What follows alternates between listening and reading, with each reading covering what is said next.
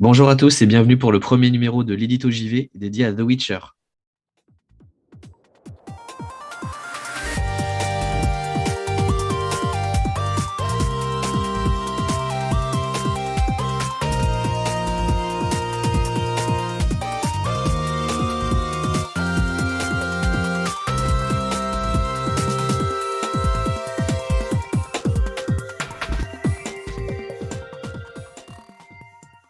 Bonjour à toutes et à tous et bienvenue pour le premier numéro de l'édito JV, la première émission du podcast qu'on a décidé d'appeler le podcast JV pour le podcast jeux vidéo tout simplement.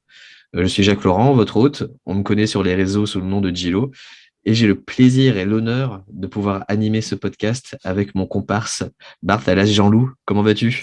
Salut à toi. Écoute, ça fait très plaisir de lancer enfin notre podcast sur l'édito JV parce qu'il y a beaucoup de choses à dire.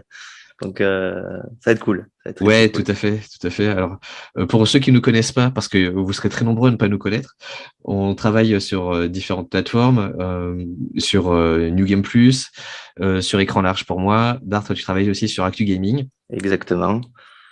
Donc, Et beaucoup de donc, travail. exactement, disons que nos semaines sont bien remplies et pourtant, on trouve quand même le temps d'animer ce podcast. Alors, pourquoi ce podcast? Dis-moi tout, Bart. Ben écoute, à titre personnel, et je pense que c'est un avis que tu as aussi, c'est que il y a beaucoup de podcasts et aussi d'émissions sur Internet et tout qui parlent de jeux vidéo, mais nous, on a décidé de prendre le parti pris de parler du jeu vidéo sous le prisme des entreprises, de l'industrie du JV dans sa globalité, aller un peu au fond des choses sur des spéculations sur tel jeu vidéo, ce qu'on va faire aujourd'hui sur The Witcher, mais aussi sur l'aspect économique de telle chose, par exemple, peut-être qu'on fera un prochain épisode sur, voilà, je lance déjà l'info, sur le Game Pass et par rapport à ce qui s'est passé au PS Now, PS Plus et tout. Ouais, la réforme Spartacus, enfin, le nom de code, t'as un Spartacus. Je crois que ça s'appelle plus Spartacus du coup, mais Ouais, du tout, ouais. voilà. Donc voilà, je pense que ça sera intéressant. Voilà, donc on Tout à prend le fait. parti pris de viser large, mais en même temps on ira au fond des choses. Voilà, ce sera ça notre ligne éditoriale. Ouais, exactement. Le but, c'est vraiment d'aller au fond des choses parce que dans le monde du JV et de l'actu JV, c'est souvent une course. On va le plus vite possible, on balance de la news à la chaîne, à la chaîne, à la chaîne. Et on prend pas le temps de se poser pour aller au fond des choses et de comprendre le pourquoi du comment de telle news est plus importante que telle autre. Donc Ouais. le but, c'est aussi de se poser à contre-courant de tout ça et de prendre le temps de prendre une actualité ou un événement dans le monde du JV et d'aller vraiment creuser sur pourquoi est-ce que c'est important et qu'est-ce que ça va donner plus tard dans le monde du jeu vidéo. Donc, ouais, il y aura des sujets économiques, on va parler également de ce qui se passe dans les coulisses des studios, on va faire un peu de prospective sur l'avenir. Et là, pour le premier numéro, on a décidé de choisir un événement qui est quand même assez important, même si en fait, en pratique, sur les réseaux sociaux, ça n'était qu'un tweet. C'est l'annonce de The Witcher 4. Comme quoi, un tweet, ça fait beaucoup de bruit. Mais ouais, clairement, on va parler de The Witcher 4, de ce qu'on peut attendre, de ce qui s'est passé avant, pendant et après, que ce soit pour The Witcher, la saga, mais aussi pour CD Projekt Red, parce que voilà quoi, ouais, CD Projekt Red est devenu une des entreprises fortes du paysage vidéoludique aujourd'hui, donc Complètement, ouais. voilà. Ouais, on va Voilà. revenir rapidement sur l'histoire de CD Projekt, de comment cette petite boîte qui au départ ne faisait que de la traduction un peu maison de jeux occidentaux est devenue l'une des plus, enfin, je veux dire tout le monde connaît CD Projekt Red, quoi, tu vois, c'est CDPR. Ouais, bien sûr. Il y a pas un joueur qui a jamais entendu parler de The Witcher. Ou alors Ah non, ça c'est clair. il a moins de 8 ans et dans ce cas-là, il n'écoute pas ce podcast. Ah oui, non, ça c'est clair. C'est clair. The Witcher qui était pendant longtemps un peu une saga qui n'était pas arrivée chez nous, mais on aura l'occasion d'en reparler, mais qui est devenue maintenant culte, quoi. Tout le monde connaît The Witcher. C'est assez Ouais, fou. ouais, ouais. C'est quand même au total, c'est plus de 50 millions de jeux vendus. C'est Oui, quand même absolument énorme.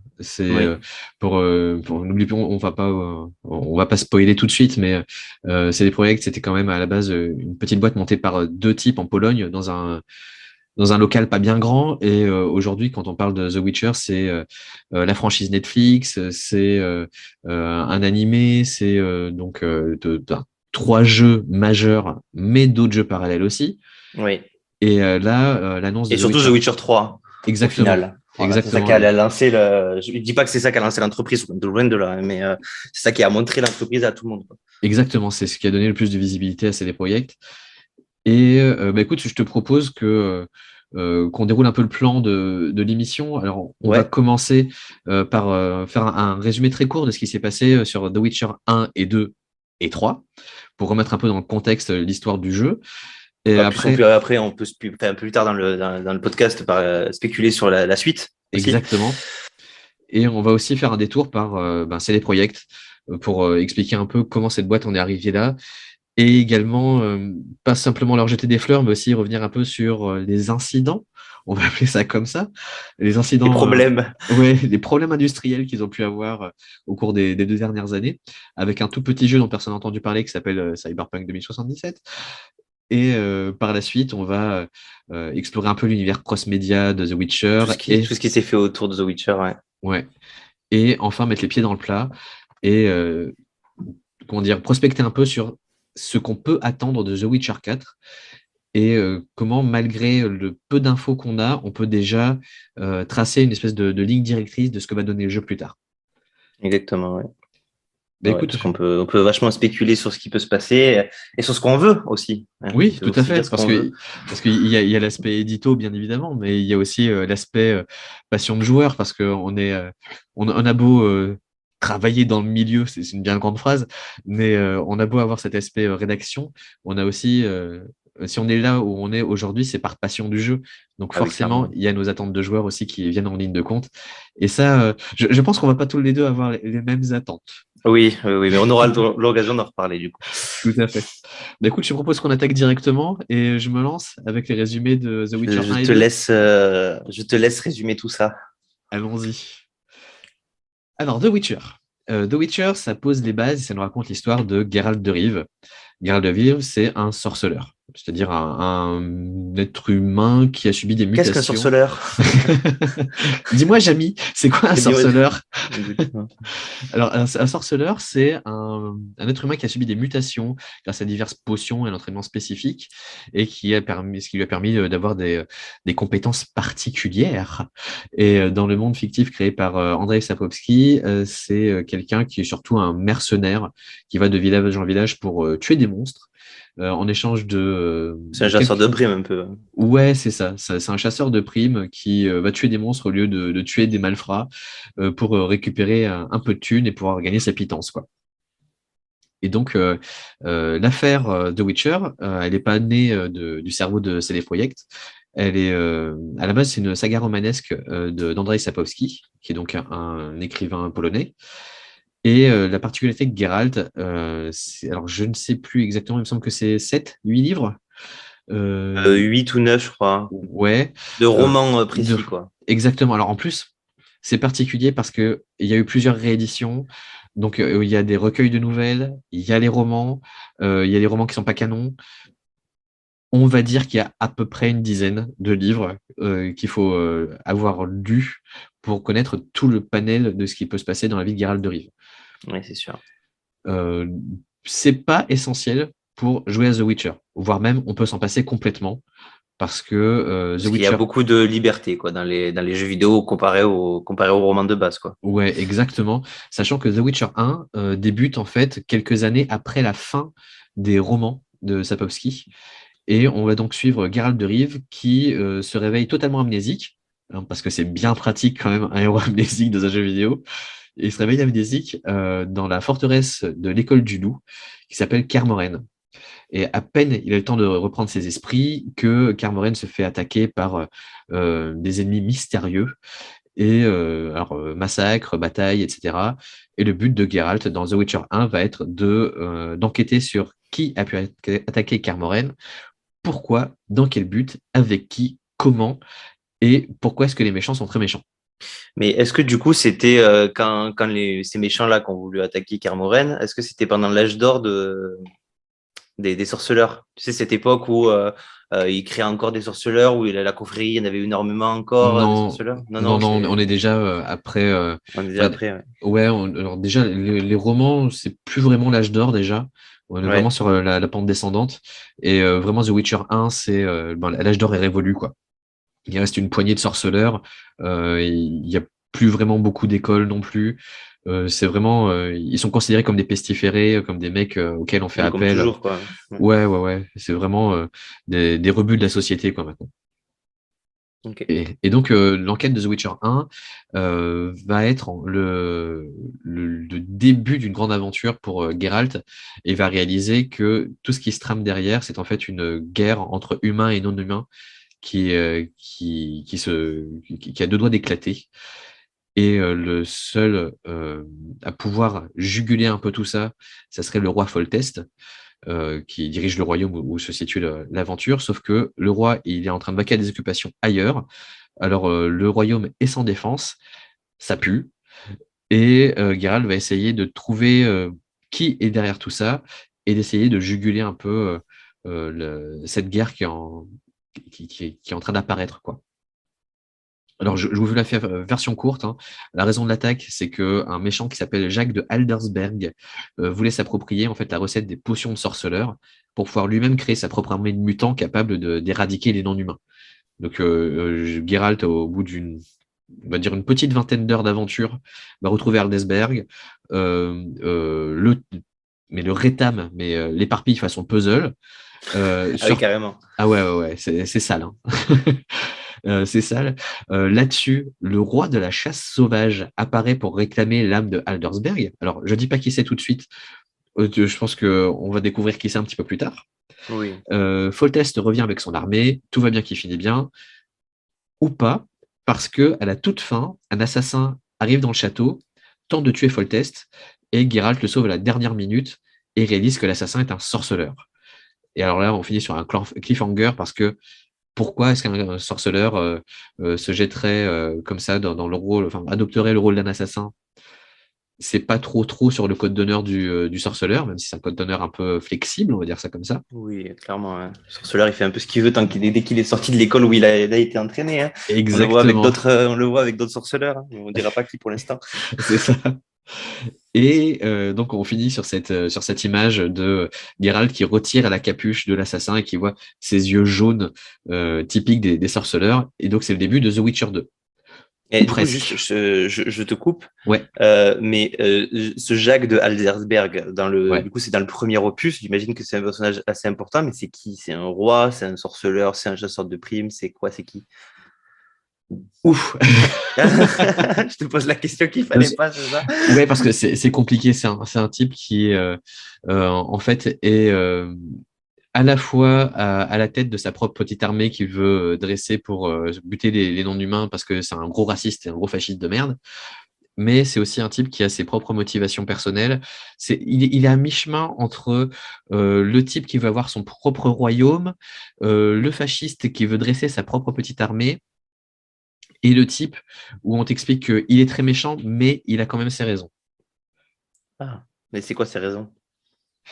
C'est juste qu'il a des raisons. Ouais, alors ses raisons, en gros, c'est qu'il estime que les non-humains n'ont pas leur place sur le royaume, que ce sont des aberrations et que la Terre se porterait mieux sans eux. Mais en fait, c'est un mec qui a un background un peu torturé. On se rend compte en creusant un peu que s'il est comme il est, c'est parce qu'il a subi des trucs pas cool, qu'il a été témoin d'horreur qui ont fait de lui le monstre qu'il est aujourd'hui et qu'il a franchi un cap dans la violence parce qu'en fait, pour lui, c'est l'ultime solution, quoi. Il n'y a pas d'autre solution que de recourir à une violence extrême et à exterminer une race entière parce qu'il estime que c'est le seul moyen pour lui d'apporter la paix. Ah oui, un personnage sympathique, du coup. Ouais, ouais, ouais, c'est sympathique, plus ou moins. Alors, ceci dit, je reviens vite fait sur la narration de The Witcher 1. Donc, c'est une narration en couloir, hein. C'est un jeu on n'a pas vraiment pas beaucoup cet aspect de narration en branchement qui va apparaître dans The Witcher 2 et encore plus dans The Witcher 3. C'est un espèce de long couloir avec quelques intersections narratives. Et pour vraiment découvrir qui est Foltest, qui est Aldersberg, pardon, il faut vraiment creuser, aller chercher dans tous les dialogues, aller chercher, aller taper la discute à tout le monde et faire quelques choix qui épargnent certains personnages qui vont après te révéler certains secrets d'Aldersberg. Si tu décides de tracer le jeu, Aldersberg peut apparaître juste comme un méchant très con qu'il faut tuer parce qu'il veut faire la guerre. D'accord, oui.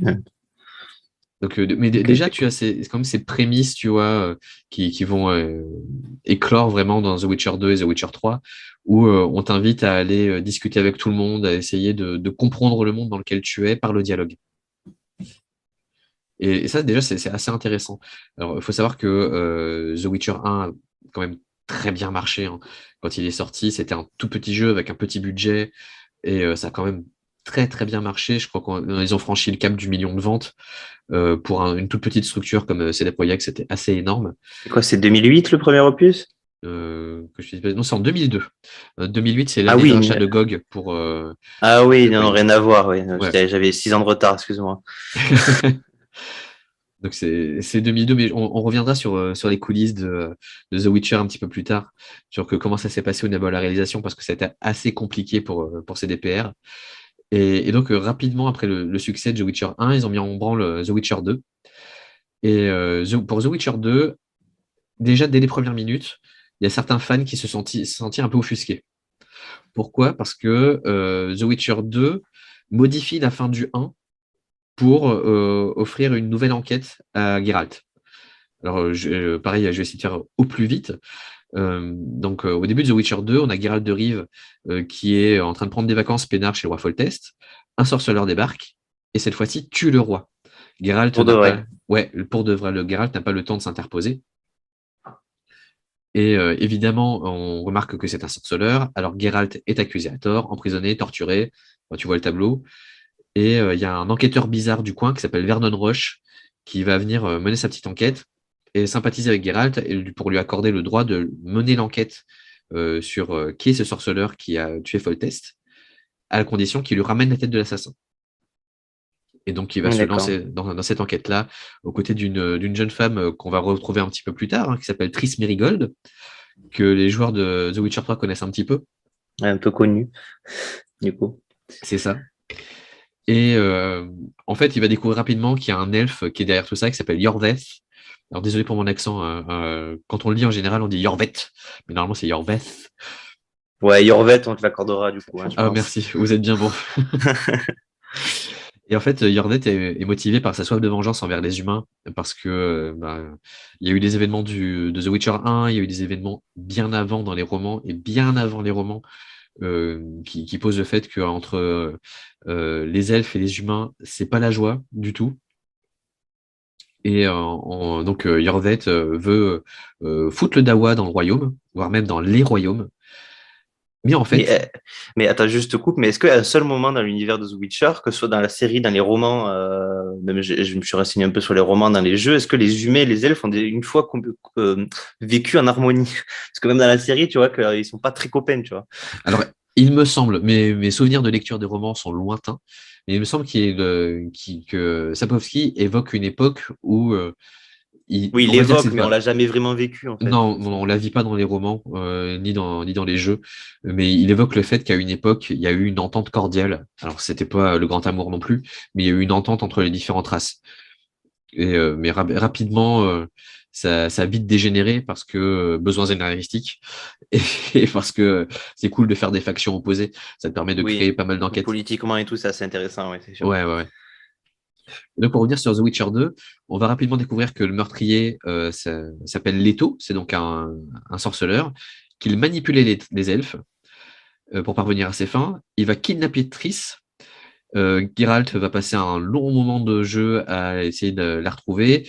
Il va découvrir que Leto travaille pour le Nilfgaard, qui est un royaume voisin qui veut pas du bien du tout euh, à ses petits voisins. Euh, L'Empire, hein. ouais, à l'Empire, que là-dedans, il y a également une sorcière qui s'appelle Shaela, qui trempe là-dedans, qui veut créer un royaume tout fait de magie qu'elle dirigerait avec ses sœurs sorcières. Geralt fait du ménage là-dedans, il bute tout le monde, il tue Leto, il tue Shaela. D'ailleurs, la mort de Shaela est absolument épique. Si vous ne voyez pas ce que c'est, allez faire un petit tour sur YouTube et puis après revenez. C'est un moment où on peut intervenir ou pas, et c'est assez jouissif de ne pas intervenir. J'en dis pas plus. Et Faudrait que j'aille voir aussi, mais par contre, il me semble que c'est pas obligé de tuer les taux, il me semble. non, et c'est Ouais, pas t'es pas. obligé non plus de tuer Shaela, mais pour avoir le tableau complet de l'aventure, c'est mieux. D'accord. Et donc, suite à ça, Geralt récupère Triss, bute un dragon, mais c'est un peu le foutoir parce que le Nilfgaard a commencé son invasion. Et c'est à ce moment-là que tout s'arrête pour laisser la place à The Witcher 3 qui va arriver quelques années plus tard. En 2015, du coup, parce que du coup, The Witcher 2, c'était en 2011, donc c'est Ouais, 4 ans après, ce qui est un peu court pour le résultat qu'on a eu au final. Bon, le jeu est pas, The Witcher 3 n'est pas arrivé parfaitement, en état parfait, jouable à 100%. ouais. Mais déjà, ce qu'on peut noter, c'est que je ne sais pas si c'était le cas pour The Witcher 1 et 2, mais je sais que sur The Witcher 3, tu pouvais importer ta sauvegarde de The Witcher 2. Justement, c'est pour ça que je disais qu'on n'était pas obligé de tuer Leto, parce que Leto, on peut le revoir dans The Witcher 3. Ouais, tout à fait. Donc, si tu l'as tué, il me semble pas que tu puisses Ben non. enclencher la quête, dans tous les cas. Donc voilà. Bon, du coup, moi, je vais super résumer en tout cas, parce que moi-même, je crois que j'avais regardé un let's play en ligne droite de The Witcher 2, parce que j'étais à l'époque où j'étais dans ma folie The Witcher, je me suis dit tiens, je vais regarder The Witcher 2 parce qu'on m'avait dit que c'était beaucoup plus politique en termes Ouais, d'enjeux que The Witcher 3 qu'on va voir. ouais, tout à fait. Et j'avais beaucoup aimé The Witcher 2 que pour l'histoire, parce que sinon, ça avait l'air pas très intéressant niveau gameplay. Euh, Disons que ça n'a jamais été vraiment le fort de CDPR. C'est vrai que oui, le gameplay, surtout au niveau du combat, était vraiment, vraiment poussif. Quand on regarde quelques let's play, enfin, j'ai repris un peu le jeu il y a quelques jours pour le besoin du podcast et vraiment, vraiment, c'est dur. C'est dur parce que le personnage est hyper raide, les mouvements sont pas souples, il y a une espèce de lag incompréhensible entre l'input et la réaction de Geralt. C'est très compliqué. C'est très, très compliqué. ils sont réputés pour être des auteurs, mais c'est vrai que même sur The Witcher 3, le jeu mérite grandement son titre de jeu de l'année 2015. Mais en termes de gameplay, c'est vrai que c'est la chose qui m'a fait arrêter plusieurs fois le jeu. Parce que c'était voilà, moi je préférais juste parler parler au PNJ au final. Je préférais la partie visuelle nouvelle, tu vois, que gameplay. Mais bref, du coup, moi je vais vous parler un peu de The Witcher 3. De vous faire la résumer un peu. Bon, résumé très concis parce que si on doit expliquer tous les personnages, tous les enjeux, toutes les embranchements et tout, bon, on fait un Ah podcast ouais, de 10 heures d'affilée. Je ouais, pense c'est qu'on n'aura ça. pas Là, ça fini. sera le podcast le plus long de l'histoire. Parce qu'en plus, j'avais regardé sur la Long to Beat pour faire toutes les quêtes, enfin, pour faire le jeu en complétionniste. Donc, c'est même pas toutes les quêtes, c'est juste compléter entièrement le jeu à 100%. C'est 192 heures. Donc, c'est déjà énorme, hein. C'est vrai, c'est ça. C'est le genre de jeu, tu l'achètes pour l'année. Tu vois, tu sais Ouais, que tu ouais. vas faire ton année dessus tranquille. C'est le jeu de l'année, mais jeu de l'année pour tout le monde, en fait. C'est dans tous les sens du terme. Ouais, c'est ça. Voilà. Et du coup, cette fois-ci, c'est The Witcher 3 Wild Hunt, donc la chasse sauvage. Et pour le coup, la chasse sauvage, on va y arriver, a une très grande importance dans cet opus-là. Donc on suit encore Gérald qui part à la recherche. Au tout début, c'est ça, on vit un rêve où on est avec Yennefer, avec Vézémir et tout, et Ciri à Kaer Morhen.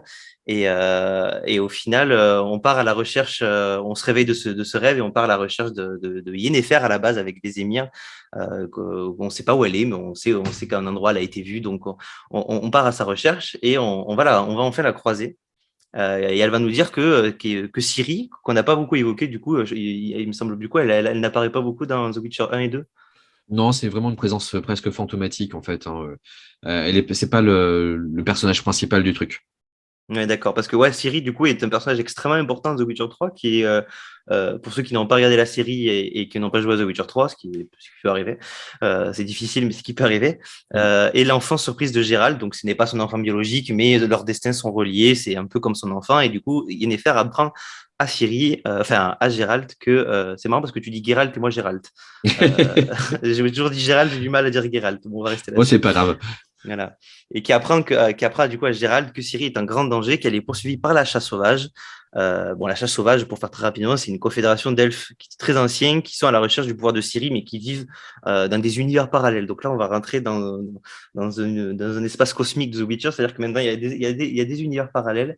Et encore, c'est pas comme dans le roman, parce que ça va encore plus loin. Mais ça, on pourra en Ouais, reparler un peu plus tard. ouais, ouais. Euh, donc du coup, sur le chemin pour retrouver Ciri, qui est très long, je crois qu'en ligne droite, c'est quand même un bon 25-30 heures de jeu, en ligne droite sans se perdre. Ouais, sans se perdre, en connaissant, voilà, Donc, ne se laissant pas distraire par tout ce qui peut t'appeler à côté.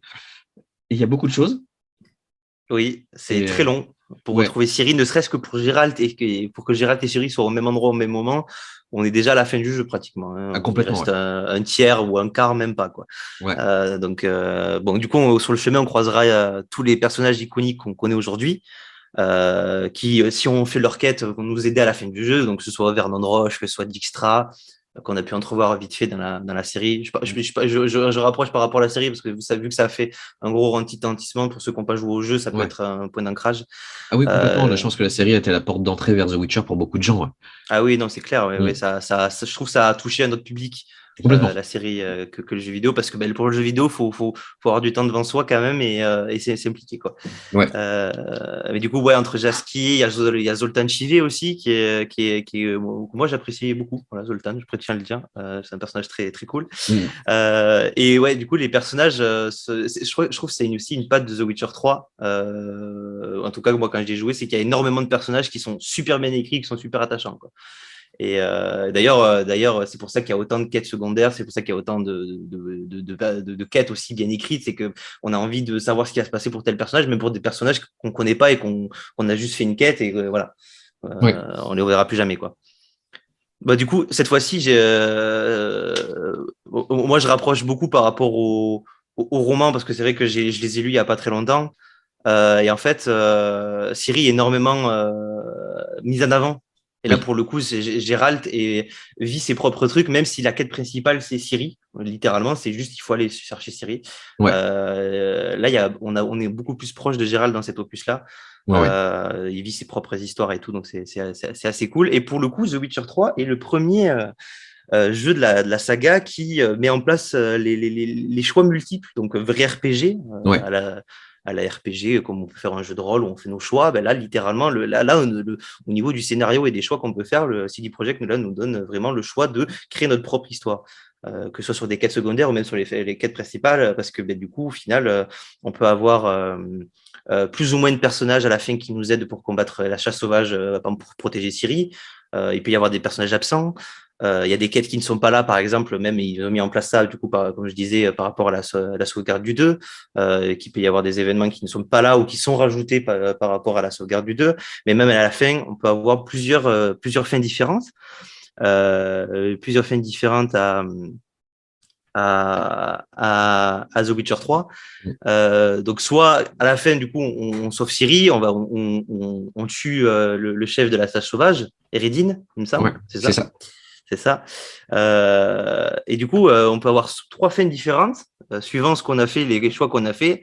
Donc soit on peut amener Ciri sur le trône de Nilfgaard parce qu'il faut savoir que spoiler, excusez-moi.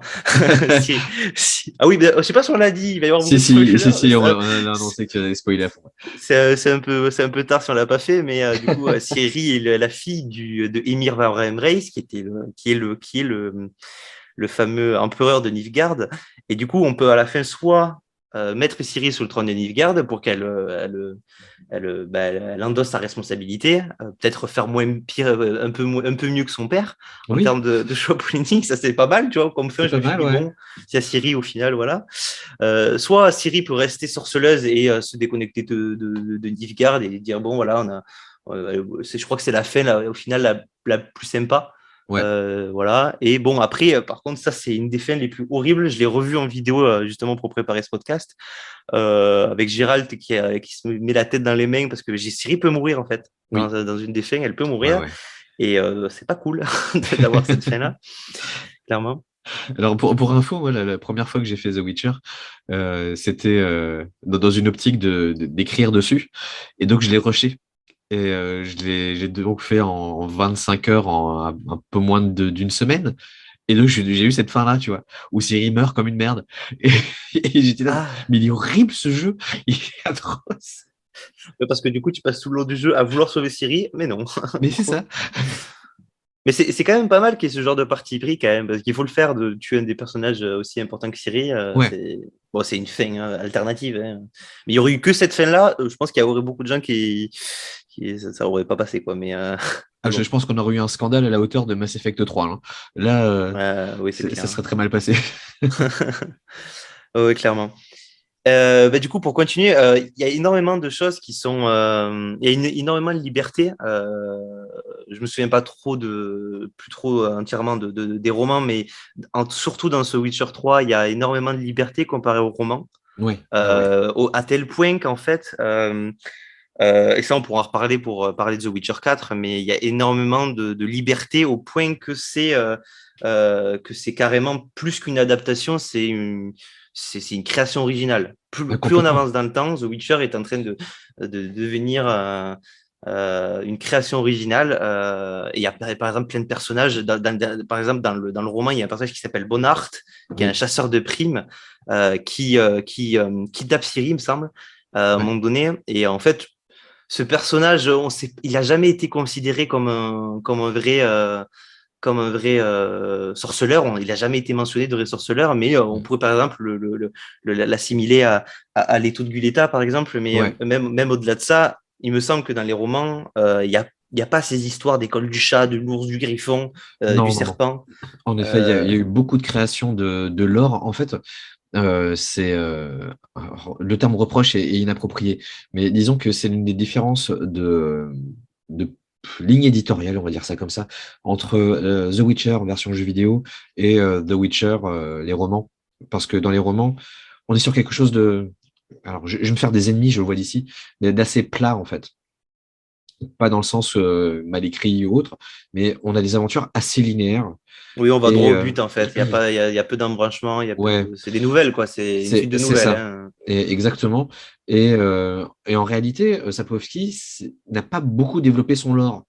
Tu vois, il te pose pas mal d'éléments mythologiques qui sont beaucoup inspirés de la mythologie euh, est-européenne, en fait, hein, des mythologies hongroises, roumaines, russes, etc. Mais dans les faits, ben, il se contente juste de présenter un peu les choses, mais on ne suit les aventures que de personnages.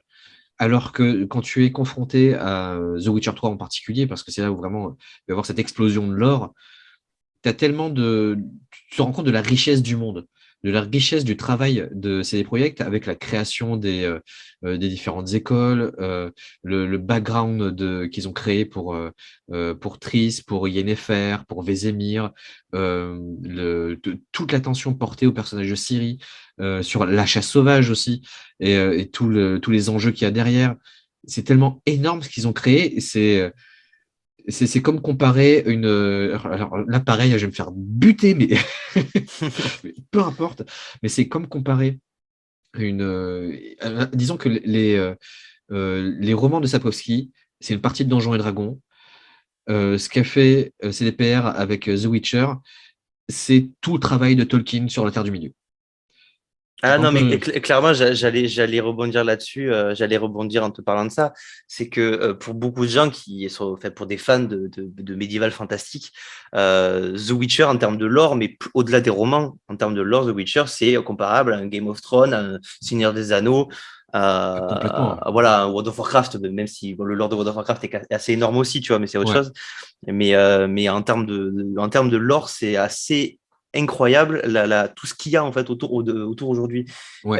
Le problème qu'on peut reprocher bon, voilà, moi je le dis, tu vois, voilà. Le problème qu'on peut reprocher à Sapkowski, c'est ce que je trouve, c'est que c'est dommage d'avoir créé autant tu sais, de prémices de choses et de pas l'être au bout et de Ouais. pas avoir ça en papier, tu vois ce que je veux dire? Ouais, tout à fait. Ouais. Ça aurait été bien d'avoir une saga de 40 tomes, bon, j'exagère, mais qui développe tout de A à Z. Au final, bon, je pense il a laissé d'autres personnes s'en charger de développer tout ça. Mais Ouais, ouais. Mais d'ailleurs, ben, on l'a dit au début, mais The Witcher, le jeu, en fait, c'est tout bonnement la suite des romans. Parce que, comme on le disait, ça se déroule plusieurs années après la fin du dernier roman, qui d'ailleurs a une fin, mais nulle. j'en parlerai de la fin, mais oui, c'est nul, hein. Mais nulle. Ça m'a C'est fatigué. horrible. Ça m'a fatigué. Et donc, quand tu compares les fins, pardon, de The Witcher 3 à la fin des romans, tu fais, bon, je vais pas cracher dans la soupe, hein, Mais mais c'est quand mieux. même, c'est quand même mieux. Oui, c'est quand même mieux. Bah oui, mais par contre, tu vois, la fin de The Witcher 3, maintenant qu'on a fini un peu de parler du résumé, je me demande où ça va, tu vois. On pourra en reparler dans les spéculations, Oui, justement, ouais. mais parce que vraiment, ça sonne comme une vraie fin, tu vois. Qu'est-ce qui Oui, va se passer après? Vraiment, la fin de The Witcher 3, on s'est dit, ben, c'est la fin d'une trilogie. Surtout qu'en plus, The Witcher 1 et 2, en termes d'ambition, de capacité, de tout ça, on a fait un énorme bond en avant avec The Witcher 3. ouais, Mais ouais, ouais. maintenant, où on va? Voilà. Mm. On pourra essayer de répondre à ces questions un peu plus tard. Voilà. Exactement. Je te propose qu'on continue avec cette fois-ci un petit pas de côté sur l'envers du décor et pour savoir qui est en fait, qui sont les gens derrière CD Projekt Red. Revenir un peu Cette sur fameuse la. entreprise sortie de nulle part. Ouais, c'est ça. Et cette entreprise multimillionnaire maintenant. Et comment le studio a été créé et comment est-ce qu'ils en sont arrivés là. Alors tout commence par deux copains qui s'appellent. Alors, pardonnez mon polonais, Marcin Iwinski et Michel Kizinski, qui ont créé une petite boîte en 1994. Au départ, la boîte, leur seul but, c'était juste de commercialiser des CD-ROM de jeux vidéo et de jeux vidéo éducatifs, en particulier en traduisant des CRPG, donc c'est des computer RPG, des trucs genre Baldur's Gate, Planescape Torment, qui n'étaient pas du tout localisés en Pologne. Pour le Et traduire en polonais pour le public polonais. ouais, exactement. D'accord. Et en fait, ça a marché tout de suite. Ils sont très vite retrouvés un peu en rupture de stock sur tous les CD qu'ils éditaient. Donc, ils ont fait tourner les machines à impression à pleine balle. Et les joueurs polonais étaient très, très demandeurs. Donc, à chacune de leurs sorties, c'était quasiment succès assuré, à tel point qu'ils ont créé une espèce de tension dans la région Pologne et chez les petits voisins, parce que dès qu'un gros CRPG sortait aux États-Unis ou dans le reste de l'Europe, les joueurs polonais ne l'achetaient plus. Ils attendaient que ça passe par les mains de CD Projekt pour avoir une traduction derrière. Ah oui, carrément, oui. Ouais, ouais, Ah ouais. oui, donc les éditeurs des autres des jeux, ils étaient de pas être très contents, quoi. C'est ça. Disons que ça les a posés un petit peu dans une situation un peu bizarre, mais ça n'a pas empêché. Ils ont commencé à grossir tout doucement. Et puis, mine de rien, les boîtes américaines derrière ben, touchaient quand même des petites royalties, hein. Donc, tout ça a été fait très légalement. Donc, ils s'y retrouvaient quand même un petit peu. Même s'ils n'étaient pas contents, ils s'y retrouvaient. Et le vrai moment où les choses ont basculé, c'est en 2000, quand CD Projekt décide de passer de l'autre côté du jeu vidéo et plus simplement de faire de la traduction, mais de créer leur premier jeu. Alors, pour ça, ils voulaient vraiment marquer le coup, montrer qu'ils étaient fiers de leur culture et développer un jeu qui serait empreint de la culture polonaise ou au moins est-européenne. Et du coup, Marcin Iwinski contacte Sapkowski, l'auteur du Sorceleur. Alors en polonais, c'est Wiedźmin, pour Ça adapter se dit comment, tu sais? Comment tu dis? Wiedźmin. Wiedźmin, ok. Wiedźmin. Donc le Sorceleur en bon polonais, pour adapter la saga de roman.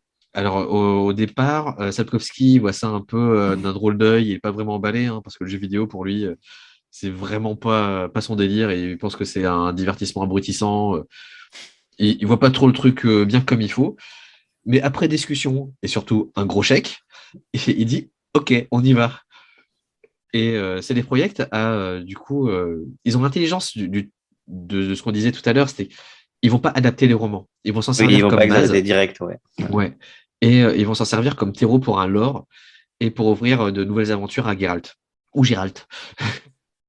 Et donc, s'ensuit 2 ans de développement, et c'est vraiment pas beaucoup 2 ans de développement, surtout entre 2000 Mais et 2002. surtout pour une entreprise qui se lance dans le jeu vidéo, quoi. Ouais, ouais, ouais, c'est vraiment. En plus, c'était une petite équipe, hein, j'ai plus les chiffres en tête, mais je crois qu'ils étaient entre 50 et 100 gros max pour développer le jeu. Donc, c'est vraiment pas beaucoup. Et le jeu sort en 2002. Et là, c'est direct le succès. Succès critique, succès commercial. L'histoire plaît, le lore plaît.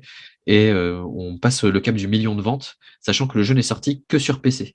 À Et est-ce l'époque, qu'il est sorti que sur PC qu'en Pologne ou quand même il a voyagé un peu? non, il était traduit en anglais, en français et en allemand. Et du coup, il s'est vraiment beaucoup exporté. Il a beaucoup, très très bien fonctionné. Je sais de sources Reddit et etc. Il y avait même des traductions chinoises, coréennes et japonaises qui circulaient sur le manteau. Et le jeu a eu un beau succès, même en Asie, quoi. Ouais, d'accord. Donc, ce qui est assez rare pour les CRPG en général. C'est pas trop la came de l'Asie, mais là, pour le coup, ça a vraiment bien marché. Et à l'époque, ils avaient annoncé que le jeu serait porté sur Xbox et PS3, donc Xbox 360 et PS3, si je dis pas de conneries. Et en fait, c'est tombé à l'eau pour des raisons assez obscures. Visiblement, ils avaient beaucoup de mal à développer sur des outils consoles. Du coup, le truc a été abandonné en cours de route, quoi. Mais ça n'a pas empêché le fait que CD Projekt a du coup très rapidement développé ses équipes, parce qu'avec 1 million de ventes et l'annonce d'un The Witcher 2 directement dans la foulée, bah, il fallait du monde, quoi. Du coup, ils ont créé un second studio en Tchéquie, puis un troisième en Slovaquie et un quatrième en Hongrie. Donc on est quand même passé entre 1994. On reste de l'Europe de l'Est quand même. Ouais, ouais, ouais. Et on est quand même passé entre 1994 et 2002, donc en 8 ans, de un petit studio d'une quinzaine de personnes à 4 studios, quoi. Enfin, c'est absolument énorme. Et donc, entre-temps, parce qu'ils ont des sous, en 2008, ils rachètent GOG.com, donc c'est Good Old Games, une plateforme, on va mettre des grosses guillemets, concurrente à Steam, qui s'est spécialisée surtout dans la vente de jeux classiques à petit prix. Donc, si on veut jouer à des vieilleries sur PC, il faut passer par GOG. Et c'est Tu dis ça, vraiment. mais j'ai acheté Cyberpunk celui 77 sur GOG. Ah bah normal, attends, c'est la production maison de CD Projekt. Non, exactement. Non, mais en vrai, GOG, je pense pas qu'ils aient la prétention de se battre contre un Steam ou un Epic Games, mais il me semble que ça marche quand même plutôt pas mal, hein, Ouais, ouais, ouais. de ce que de ce que j'en sais. Ouais, et puis surtout, ils font un beau travail de recompatibilité des jeux. Quand tu as certains jeux qui sont sortis entre 90 et 2000 et que tu veux rejouer sur les PC modernes, c'est très compliqué. Alors que chez GOG, ils font un gros travail justement pour te permettre de jouer là-dessus, même sur Windows 10, Windows 11. Donc vraiment, on le dit pas assez, mais il faut quand même un super boulot derrière, quoi. Ouais. Et donc, ouais, pour revenir sur l'épisode GOG, ça c'est en 2008. 3 ans après, en 2011, on a The Witcher 2 qui sort. Et là, c'est vraiment c'est la fête, quoi. Le jeu est plus grand, plus beau, plus travaillé, plus complexe. Geralt est toujours aussi lourdingue à jouer, mais ça c'est pas grave. Et c'est Ça des fait sa PR. patte. Ouais, c'est sa patte, c'est ça. C'est que le gars, en fait, je pense qu'il est pas souple. C'est Oui, son voilà, truc, c'est il est tout, pas hein. souple. Et le jeu, là, du coup, sort aussi sur Xbox 360. Alors, pourquoi pas sur PS3? C'est parce que les architectures PC et Xbox 360 sont assez proches. Et du coup, c'est plus facile de développer sur ces deux structures-là en même temps. C'est quasiment le même écosystème. Et Du donc, de coup, base, il n'était pas sorti sur PlayStation, il était que sur PC et sur Xbox. ouais, c'est ça. Ok. Et du coup, là, ça touche aussi à un nouveau public. Et au niveau des ventes, on atteint 2,2 millions de ventes. Donc, c'est le double du succès du premier. Donc là, c'est vraiment. CDPR commence à vraiment arriver sur la scène internationale, à vraiment peser dans le game, tu vois. Sachant que The Witcher 2, ça a remporté aussi une bonne quinzaine de prix pour meilleur scénario, meilleur jeu de l'année. Enfin, le jeu a été multiprimé. Et l'année suivante, là, on va commencer à aborder des sujets pas cool. Pendant l'eCube 2012, CDPR annonce Cyberpunk 2077. Alors, pourquoi ça fait parler? Parce que Cyberpunk, à la base, c'est un jeu de rôle papier qui développe l'univers cyberpunk. Donc, c'est un jeu qui a vraiment beaucoup, beaucoup marché dans les années 90, Et même il est début vieux en 2000. plus, mais ouais. Ouais, ouais, ouais. Je crois que, alors, j'ai plus la date non plus, mais je crois que la première version papier doit dater des années 80 et ça a vraiment explosé dans les années 90, sachant que le jeu avait lui-même subi une re-explosion après la sortie de Matrix au cinéma, parce qu'on était sur cet aspect. 88, Cyberpunk, Ouais, c'est le jeu ça. de rôle. C'est Et ça. donc, après la sortie de Matrix, il y a eu toute une nouvelle communauté de joueurs de jeux de rôle papier qui sont tournés vers Cyberpunk parce que il y a pas mal d'accointances en fait entre Oui, Cyberpunk. les mêmes propos, quoi. Ouais, c'est ça. Ça parle de transhumanisme, ça parle d'un univers dirigé par des mégacorporations. Enfin, en gros, l'univers de Cyberpunk, c'est un espèce de fils bâtard entre The Matrix et Blade Runner, pour faire simple. Et donc, quand ça a été annoncé, ça a été mais vraiment une hype de folie parce que le public se disait, mais avec le savoir-faire qu'ils ont montré sur The Witcher 2, avec le lore de Cyberpunk, mais ça va être un truc de fou. Petite parenthèse, ça va pas forcément être le cas.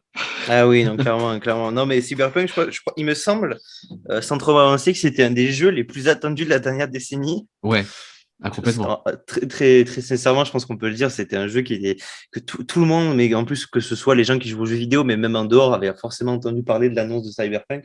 Ouais, Et il y a eu une com, mais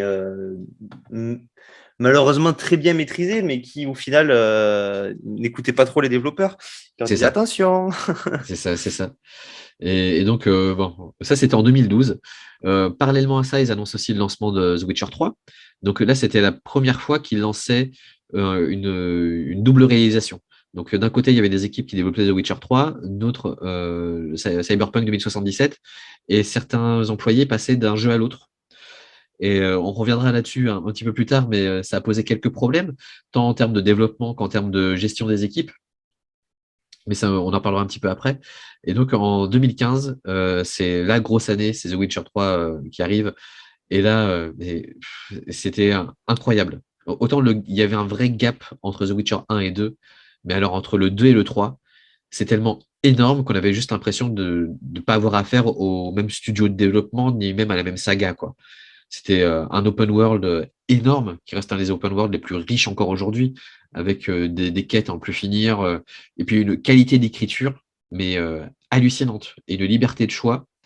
La qualité d'écriture, on reviendra certainement dessus, mais elle se ressentait surtout, alors déjà sur la ligne directrice normale, sur la mission principale, elle est incroyable, mais en plus, le soin apporté aux quêtes annexes Les quêtes était sur juste. annexes qui sont qui sont des fois mieux écrites que la quête principale. Mais complètement, complètement, et parfois les choses commencent juste par bah, tu passes dans un village, tiens, le village a brûlé, hop, il y a un pecno qui se passe là, qui t'interpelle, et puis tu l'écoutes, et il va te mener vers un autre village, qui va te mener vers une nouvelle enquête, qui va t'emmener vers des disparus, et de fil en aiguille, tu vas te retrouver mêlé à un truc absolument énorme, alors que c'était juste un pecno qui attendait sur le bas de la route, tu vois.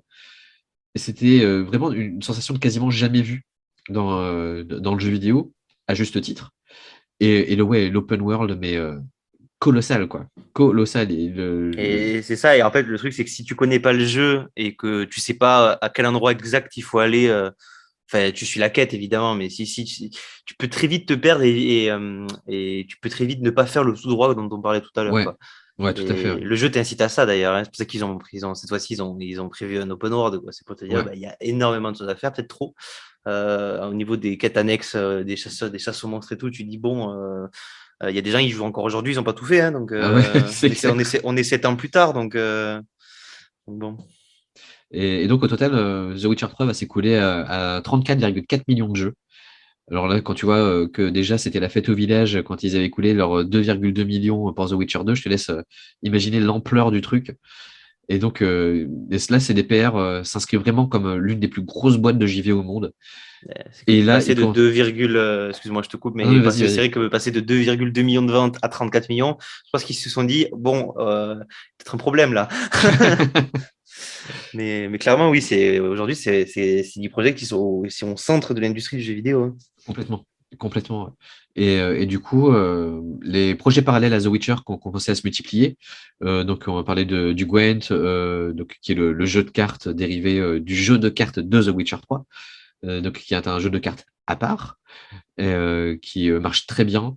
On a Thronebreaker aussi, qui est pour le coup un hommage au SCRPG classique type Baldur's Gate, qui est une histoire complètement parallèle qui se déroule avant les événements de The Witcher, qui est vraiment plutôt pas mal aussi. Et les projets vont se multiplier comme ça. Ils vont être rapidement contactés par le cinéma.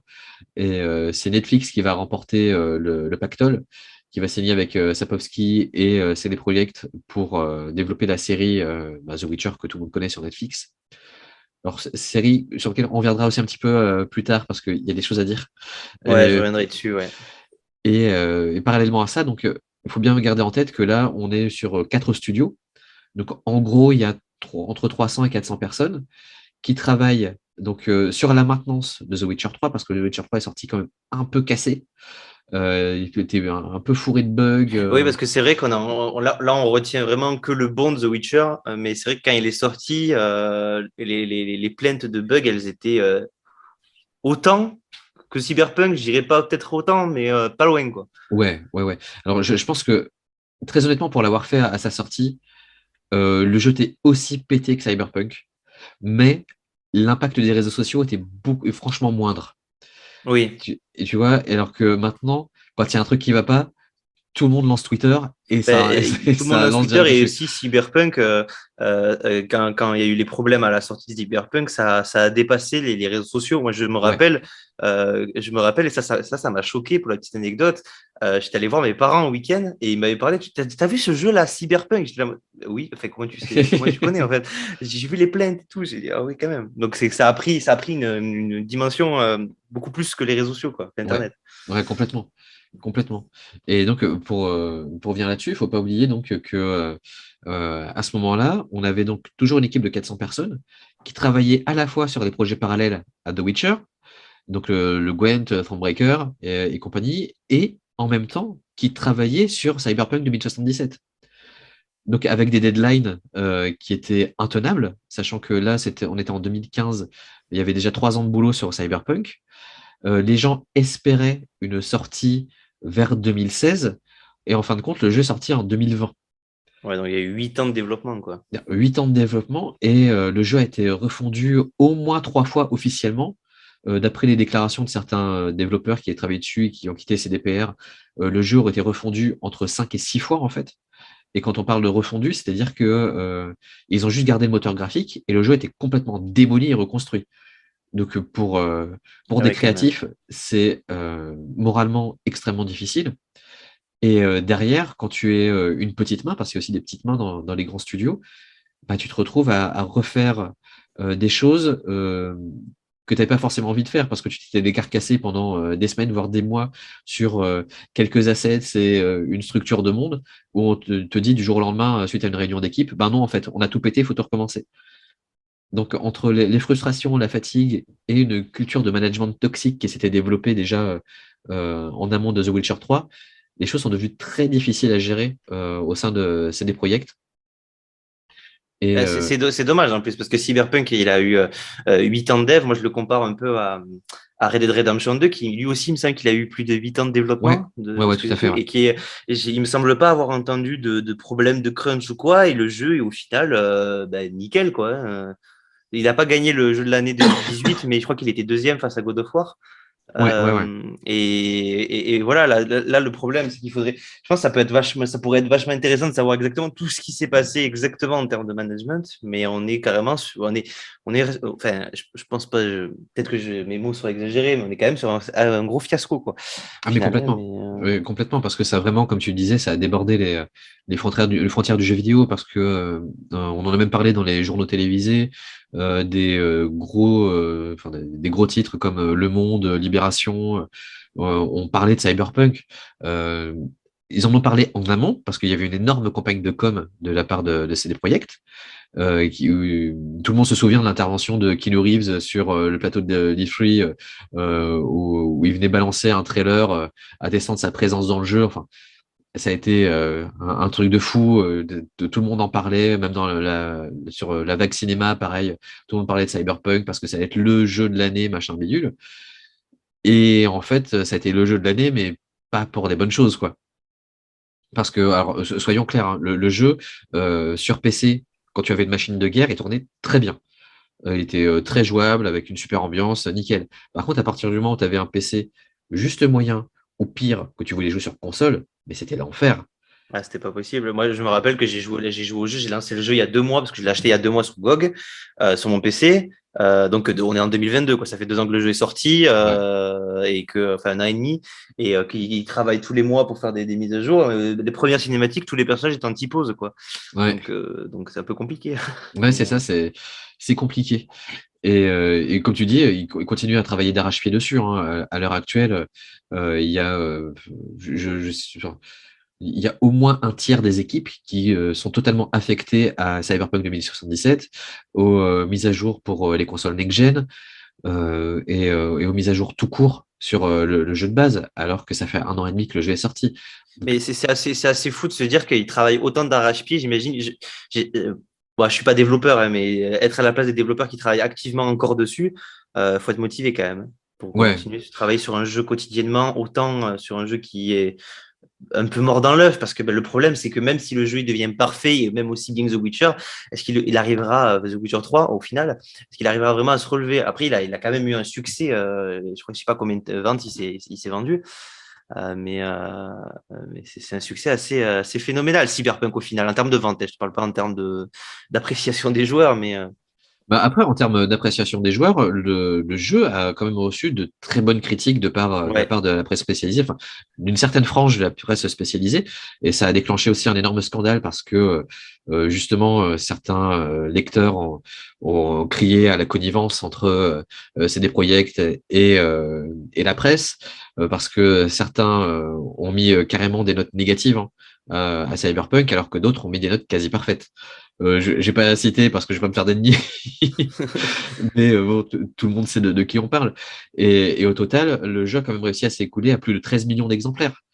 C'est quand même Ouais. énorme. Alors, c'est très en dessous de ce que CD Projekt visait, parce qu'ils visaient sur leur première communication un chiffre au moins équivalent à The Witcher 3, donc ils visaient au moins entre 30 et 35 millions de jeux vendus à l'heure actuelle. Donc, les derniers chiffres officiels remontent à courant 2021. Ils étaient sur entre 13,5 et 14 millions. Aujourd'hui, je pense que même en gonflant un peu, on va dire au mieux, ils sont à 15 millions. Donc, Ouais. c'est quand même moins de la moitié de ce que The Witcher 3 a fait. Alors que le jeu bénéficiait d'une hype, mais 10 000 fois supérieure à celle de The Witcher 3. Mais en fait, c'est justement ça de pourquoi Cyberpunk a autant fait de bruit au niveau de la polémique. C'est parce que The Witcher 3, on les attendait pas forcément, en tout cas sur la scène internationale du jeu vidéo. Et en fait, pour beaucoup de gens, c'est leur jeu préféré. Moi, je sais que par exemple, Ouais, Geralt, c'est mon personnage de jeu vidéo préféré, tout confondu, quoi.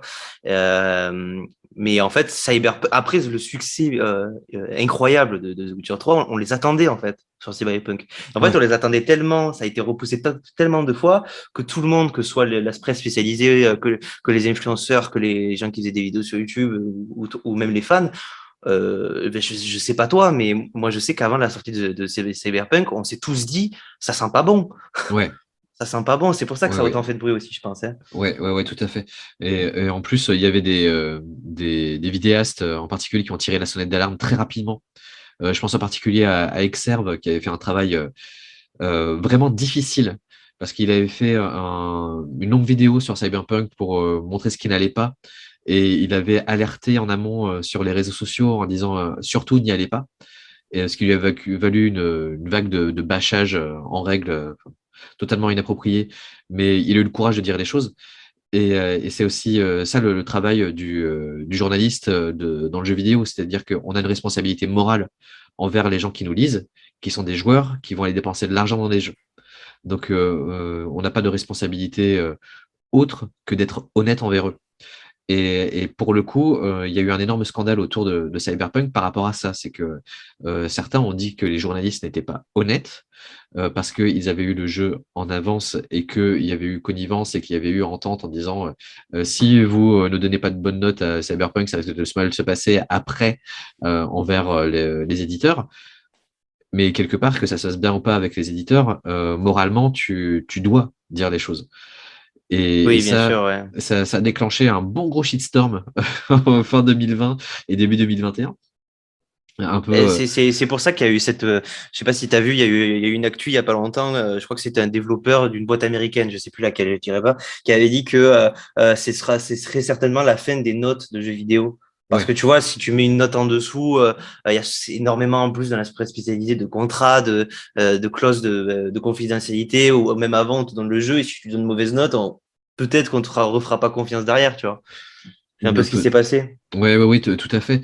Après, c'est chacun qui doit trouver midi à sa porte, j'ai envie de te dire. Mais c'est vrai que c'est le risque, en effet. Alors, c'est pas du tout le cas avec tous les éditeurs, hein. Les éditeurs ne sont Oui, pas des c'est méchants, sûr. ne sont pas des corrompus. Il y a des gens qui sont parfaitement honnêtes, et qui font leur boulot. Alors, faut savoir qu'en plus, en France, il n'y a pas beaucoup d'éditeurs. Par contre, il y a beaucoup de boîtes de RP, de relations presse, que l'on contacte pour avoir les codes de jeu en avance, ou qui contactent les rédacteurs pour leur proposer des codes de jeu en avance. À aucun moment, ces gens-là disent il faut que vous mettiez une bonne note au jeu, sans quoi vous n'auriez plus rien après. À aucun moment, Non, bien sûr, oui. toi, en tant que rédacteur, tu te dis, ben, je vais mettre une bonne note, sinon ça va mal se passer derrière. Parce que, quelles que soient les choses qui peuvent se passer après, même s'il y a fâcherie, ce qui, forcément, ça arrive. On ne peut pas dire le contraire, Oui, ça oui, serait je pense que ça mentir. arrive, oui. Mais c'est quelque chose qui reste minoritaire. Et les gens qui gèrent les RP, ben, en général, ce qui se passe, c'est que, au- comment dire, dans le pire des cas, ils vont plus te donner de code largement en avance, ils vont te donner les codes juste quelques jours avant. Ou alors ils vont te donner le code le jour de la sortie du jeu. C'est pas bien Oui, pour méchant. éviter ça, ouais. Ouais, c'est C'est clair. ça, quelque part, c'est pas bien méchant. Donc, si après certains sont en entente pour donner des bonnes notes derrière, bon, j'ai envie de dire que chacun fait avec sa morale, avec son code moral, et de toute façon, le public n'est pas dupe. On n'a Oui, pas, clairement, oui. et les gens savent. Autant il y a, on va diviser les joueurs en deux catégories, ça va être un peu cliché, mais il y a les joueurs occasionnels qui vont juste acheter les jeux parce qu'il y a eu beaucoup de publicité autour, ou parce qu'ils vont aller sur un groupe qui va s'appeler Passion Jeux vidéo sur Facebook, et ils vont demander qu'est-ce que je dois m'acheter s'il vous plaît parce que j'ai telle console. Et là, ça va être juste des avis lambda de gens qui vont juste inviter à acheter le gros blockbuster du coin. Ouais, et Et il y des a gens. aussi les, il y a, excuse-moi, je te coupe, mais il y a aussi les gens qui jouent qu'en jeu multi. Et ça Ouais, se fait aussi beaucoup, et ça se fait ça. aussi, C'est ouais. des gens qui jouent qu'à LoL, qu'à Rainbow Six, qu'à Fortnite, qu'à tout ça. Enfin, Ouais. je dénigre pas, hein. Je suis Ah bah non, joueur non, de pas du LoL tout. aussi, mais voilà, c'est aussi des jeux, voilà, il y a des gens qui sont vraiment pas du tout intéressés par Ouais, les jeux solo, quoi. c'est ça. Ça leur passe au-dessus. Et exactement. Et à côté de ça, ben, il y a des gens qui se renseignent. Et pour le coup, ben, ceux-ci, ils sont pas dupes. Ils savent très bien comment dire, que lorsqu'il y a une critique qui est particulièrement élogieuse, alors que tous les autres rédacteurs ou journalistes tirent la sonnette d'alarme, c'est qu'il y a quelque chose qui cloche. Ah oui, non, clairement. Voilà. Mais Et bon, enfin, souvent, bref. souvent, les gens qui s'intéressent assidûment aux jeux vidéo, ils savent ce qui se passe, quoi. Ils Ouais, comprennent. exactement. Bon, on a beaucoup digressé, ceci dit, C'est vrai. sur Cyberpunk, mais pourquoi pas un jour revenir sur justement comment dire, cette relation entre les éditeurs, les relations presse et les journalistes, parce que c'est un vrai Ah, dossier de fond. tu vois, on vient de trouver, pendant qu'on fait ce podcast sur The Witcher, un nouveau sujet qu'on pourra aborder plus tard. Donc ça, c'est Exactement, pas mal. parce qu'il Ça, y a c'est pas mal. beaucoup, beaucoup, beaucoup à dire dessus. Ah oui, non, ça, c'est clair. Écoute, je te propose d'enchaîner.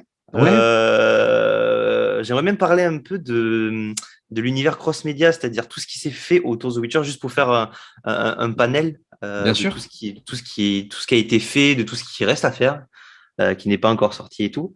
Donc, en revenant aussi un peu à la base, ouais, je vais faire juste un petit passage un petit passage concis en me revenant à la base sur les romans d'Andrzej Sapkowski, parce que à la Ouais, base, c'est cet objet papier qui a donné lieu aux jeux vidéo et à la série, ouais, qui est les premiers écrits d'Andrzej Sapkowski sur The Witcher datent de 1986, donc ça commence à dater un peu aujourd'hui, jusqu'en 2013. Donc il y a eu quand même une grosse période de publication. Au début, c'était que des nouvelles en fait, c'était que des nouvelles par-ci par-là, parce que le premier roman, qui était en fait un recueil de nouvelles phares qu'il avait écrit, date de 90. ouais. Avec une qui s'appelle Le Moindre Mal, donc phrase culte, et quand on prend le premier roman, c'est une nouvelle qui revient assez régulièrement. Même le premier épisode de la série s'appelle Le Moindre Mal, donc c'est quand même Ouais. un propos de fond qui a toujours été là, qu'on pourra reparler si tu veux. Mais par exemple, j'avais lu ça sur des forums et tout, c'est que pour les Polonais, en termes de médiéval fantastique, d'écriture fantastique, ben, eux, ils avaient The Witcher. Ouais, À l'époque, c'était pas autant répandu les traductions et tout. Donc à l'époque, c'était que The Witcher ou Withmin, c'est ouais, très compliqué Wizmin. à dire. Withmin, y arriver. Donc voilà, eux, ils avaient ça et au niveau du microcosme polonais, je dis pas que c'est un petit pays, mais au niveau du microcosme polonais, ça a vraiment marché très très fort le roman The Witcher. Ouais, Donc voilà, comme je disais, le premier vrai roman date de 94, donc j'avais dit 90, mais en fait c'était le recueil de nouvelles qui datait de 90, en 94. Et en France, on a eu les romans. J'ai lu ça, ça m'a un peu choqué. En 2008, sous ouais, l'édition Brajlon. Donc on les a eu quand même tard dans la francophonie, les Witcher, hein. ouais, ouais. Donc ça veut dire que même le jeu vidéo, le premier jeu, était sorti avant les traductions en français. Ouais, Donc c'est vrai. c'est assez fou. Et il est fort possible que les romans soient arrivés grâce au succès du jeu vidéo. Très certainement. On s'est dit, oh, allez, vas-y, hein, hop, on va donner les livres en même temps, ça sera pas mal. Ouais, Les livres qui sont, par contre, pour en avoir lu un ou deux, je crois. Après, bon, je me suis renseigné sur les autres, hein, mais pour en avoir lu un ou deux, c'est très sympa. J'aime beaucoup la patte d'écriture et surtout la forme, cet enchaînement de nouvelles un peu, oui, voilà, c'est assez fluide, même oui, si on tout à pourrait fait. aller un peu plus. C'est Des ça, fois, ça se lit bien, ça se lit vite. C'est presque du. Ouais, enfin, c'est un recueil de nouvelles. Donc, quelque part, tu lis ta nouvelle, tu fermes le bouquin, tu passes à autre chose, tu vois. Oui, c'est exactement ce que j'ai fait. Je disais, je lis une nouvelle et après je fais autre chose. Donc voilà, à ce niveau-là, c'était super. Ne meurs pas surtout. Non, non, Euh, je vais survivre, je vais survivre. Ça va. Mais du coup, le 31 mars 2017, il y a le Gwent qui est sorti, un jeu indépendant. Euh, le Gwent, qu'on a appelé en français Gwent, je t'ai demandé, d'ailleurs, je t'avais demandé dans la préparation du podcast pourquoi on appelait ça Gwent alors que dans le jeu c'est Gwent. Mais en fait, c'est nous qui l'avons traduit comme ça, ce qui est Exactement. c'est un peu, Incompréhensible. un peu farfelu, mais bon, écoute, des fois les Français, on est un peu. Non, c'est pas les Français, si, c'est ça? Si, si, si. Ah, si, si, d'accord, oui, d'accord, bon, Mais tu d'accord. sais, en même temps, nous, on est très fort en France pour faire des traductions bizarres. Regarde le film qui s'appelle Very Bad Trip. En fait, c'est une traduction d'un titre anglais qui est The Hangover, qu'on a traduit par un autre titre anglais qui n'a rien à voir.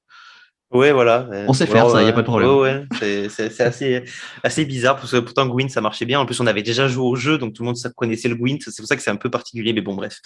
Donc, ça reprend les codes des jeux de cartes qu'il y avait dans le jeu, Ouais. dans le jeu de base de The Witcher, mais plus poussé. C'est-à-dire que vraiment, là, il y a un effort sur l'aspect graphique avec les cartes gold. Bon, là, par contre, c'est vraiment le jeu de cartes multijoueur de base à la Hearthstone. Donc, clairement, là, c'est une extension. C'est comme Hearthstone, c'était l'extension jeu de cartes de World of Warcraft. Là, c'est vraiment l'extension. Bon, l'avantage, c'est qu'il y avait déjà le Gwent dans le jeu original, mais là, on a poussé le lore, on a poussé les graphismes, on a poussé, voilà, pour donner un vrai jeu de cartes, un vrai jeu de cartes que j'avais énormément poncé à la sortie. J'ai regardé, j'ai 45 heures de jeu quand même Ah ouais, sur pas le mal. Gwent. Ouais, ouais, je sais pas pourquoi, je m'en souviens même pas, je vais être honnête, je m'en souviens pas, mais j'avais énormément apprécié le jeu, sauf que le jeu a subi énormément de modifications, sûrement parce que ben, peut-être ils savaient pas trop comment gérer un jeu multijoueur sur le long terme. Ouais, que The Witch, enfin, CD Projekt, du peu qu'on en a vu, enfin du peu, bon, voilà, c'est peut-être pas la bonne phrase, mais ils étaient vraiment concentrés sur les jeux solo et là ils sortent un jeu multi. Donc qui dit jeu multi dit ben, le matériau de base, on doit le tenir sur des années, des années, des années. Tu vois, League of Legends, ça date de 2009 et on est en 2022, ça marche toujours autant. Ouais. Donc là, pour un jeu, même s'il y a énormément de mages, il y a même de mages de mise à jour et même une scène compétitive, ben, ils ont du mal j'y ai rejoué il n'y a pas longtemps exprès, hein. Ouais. Ils ont du mal à tenir, ça n'a rien à voir avec le jeu auquel j'ai joué, hein. Donc c'est assez déroutant. Mais par contre, en parallèle de ça, ils ont sorti Thronebreaker, que tu en as parlé un petit peu Ouais. juste avant, qui est un RPG solo basé sur le Gwent, justement, avec Ouais. une campagne scénarisée. C'est un vrai RPG en vue à la troisième, enfin, en vue du dessus, avec une carte interactive. Ouais, Euh, au départ, ça devait être juste un add-on en fait au jeu Gwent pour offrir une campagne scénarisée. Et en fait, ouais. pendant le développement, ils se sont rendus compte du potentiel du truc et ils ont fait non, non, on va pas faire un free-to-play, on va faire un peu un jeu solo payant avec. Ça va être vachement bien. Ah oui, oui, en plus, parce que ouais, Gwent, je ne l'ai pas dit, mais c'est vrai que bon, qui dit jeu multi dit free to play. Mais là, on est vraiment sur un jeu solo Mm. qui, sur How Long to Beat, meilleur site, quand même, c'est 30 heures en ligne droite, Ouais, ouais, ouais. ce C'est assez qui est énorme. assez fou. Ouais. pour un RPG solo qui devait juste être là une campagne du Gwent, mais du coup, dans ce petit jeu, pour faire un rapide résumé, on incarne une reine nommée Mev, qui est Oui, dirigeante de la Lyrie de la Rivie, donc de là où vient Gérald de Rive, hein, voilà. exactement. On l'a tous compris.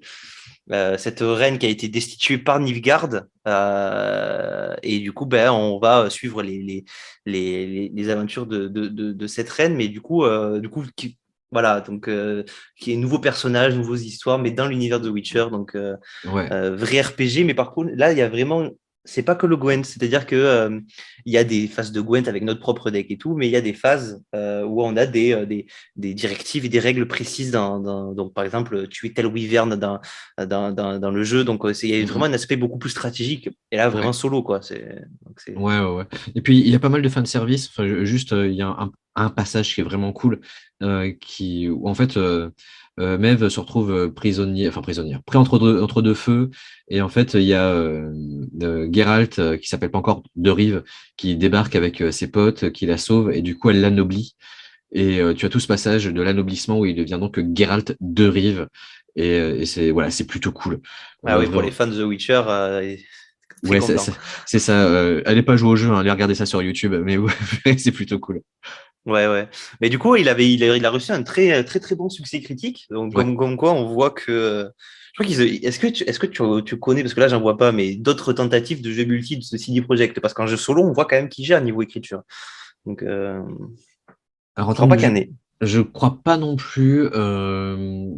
Dans mon souvenir, il travaille. Alors, je ne pense pas qu'ils soient encore sortis. Il travaille sur un espèce de Pokémon Go dans l'univers de The Witcher, qui du coup Oula, serait, ouais, ouais, ouais, une appli smartphone j'ai un qui peu mettrait peur là, mais. à aller te balader dans la rue avec des copains pour péter la gueule à des vivernes. Mais à part ça, pour moi, ils n'ont pas vraiment fait de jeu multi. Mais je peux me tromper, hein. Ouais, d'accord. Faudra qu'on vérifie, tu vois. Ouais, Mais ouais, du coup, très, très bon succès critique. Et ensuite.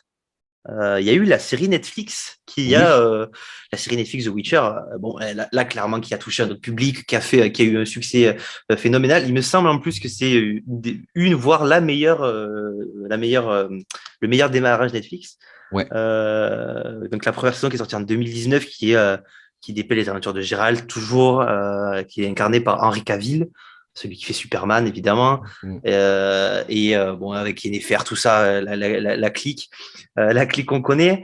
Et je trouve qu'il y avait cet aspect, ça m'a marqué, il y avait cet aspect Game of Thrones dans la manière de communiquer aussi de la oui, série. ouais, ouais, C'est-à-dire que, comment expliquer ça? C'est-à-dire que dans Game of Thrones, on avait les personnages, on avait Jon Snow, on avait Daenerys, on avait Tyrion, mais dans toute la série Game of Thrones, on avait très peu d'acteurs qui avaient explosé. C'est des oui, acteurs soit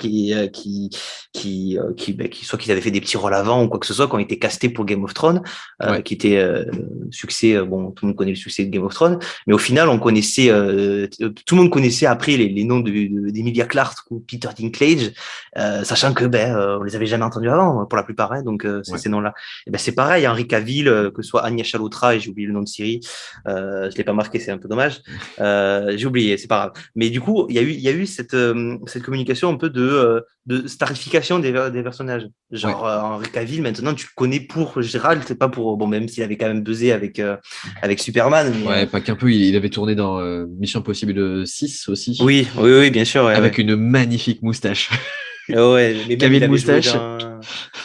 il avait joué dans Sherlock, Enola Holmes, je crois, sur Netflix aussi, mais ça c'était après le succès de The Witcher. Ouais. Mais, Mais clairement, oui, maintenant, Geralt auprès du grand public, c'est Cavill, quoi. C'est, ouais, ouais, mais il incarne très bien. Par contre, pour le coup, en termes de jeu d'acteur, c'était la personne qu'il fallait pour Geralt, je trouve. Mais ouais, après, mais par contre, là, on est vraiment dans la série à gros budget, là où Game of Thrones, les saisons, c'était 16 épisodes. Là, c'est 8 épisodes, on va au droit au but.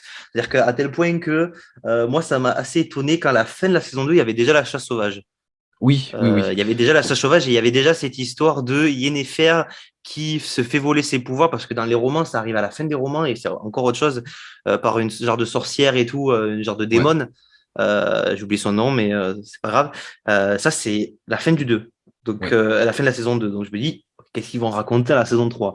Euh, c'est un peu Alors, compliqué. ouais, c'est compliqué, et d'autant plus que au départ, Cavill et les showrunners avaient beaucoup insisté sur le fait que c'était pas l'adaptation des jeux vidéo, mais que c'était l'adaptation des romans.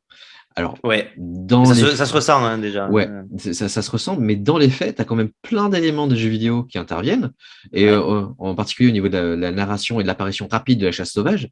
Tu fais wow, wow, wow, vous nous prenez pour des couillons là. Oui, oui, C'est non, pas que clairement, ouais, l'adaptation des ça va. romans, hein. Ah ouais, non, ça va très vite et j'ai très hâte de voir la saison 3 juste pour voir ce qu'ils vont aborder, quoi. Parce que Ouais, Cyril est encore jeune à ce moment-là, elle n'est pas du tout devenue la sorcelleuse qu'on connaît dans le jeu vidéo, mais justement, ouais, peut-être que ce sera encore un autre clin d'œil au jeu vidéo, l'évolution de Cyril, on verra. En ouais. tout cas, la saison 3 qui est prévue pour cette année ou l'année Oui, prochaine. non, c'est cette année, ouais, c'est 2022. Cette année, ouais, c'est Ouais. ça.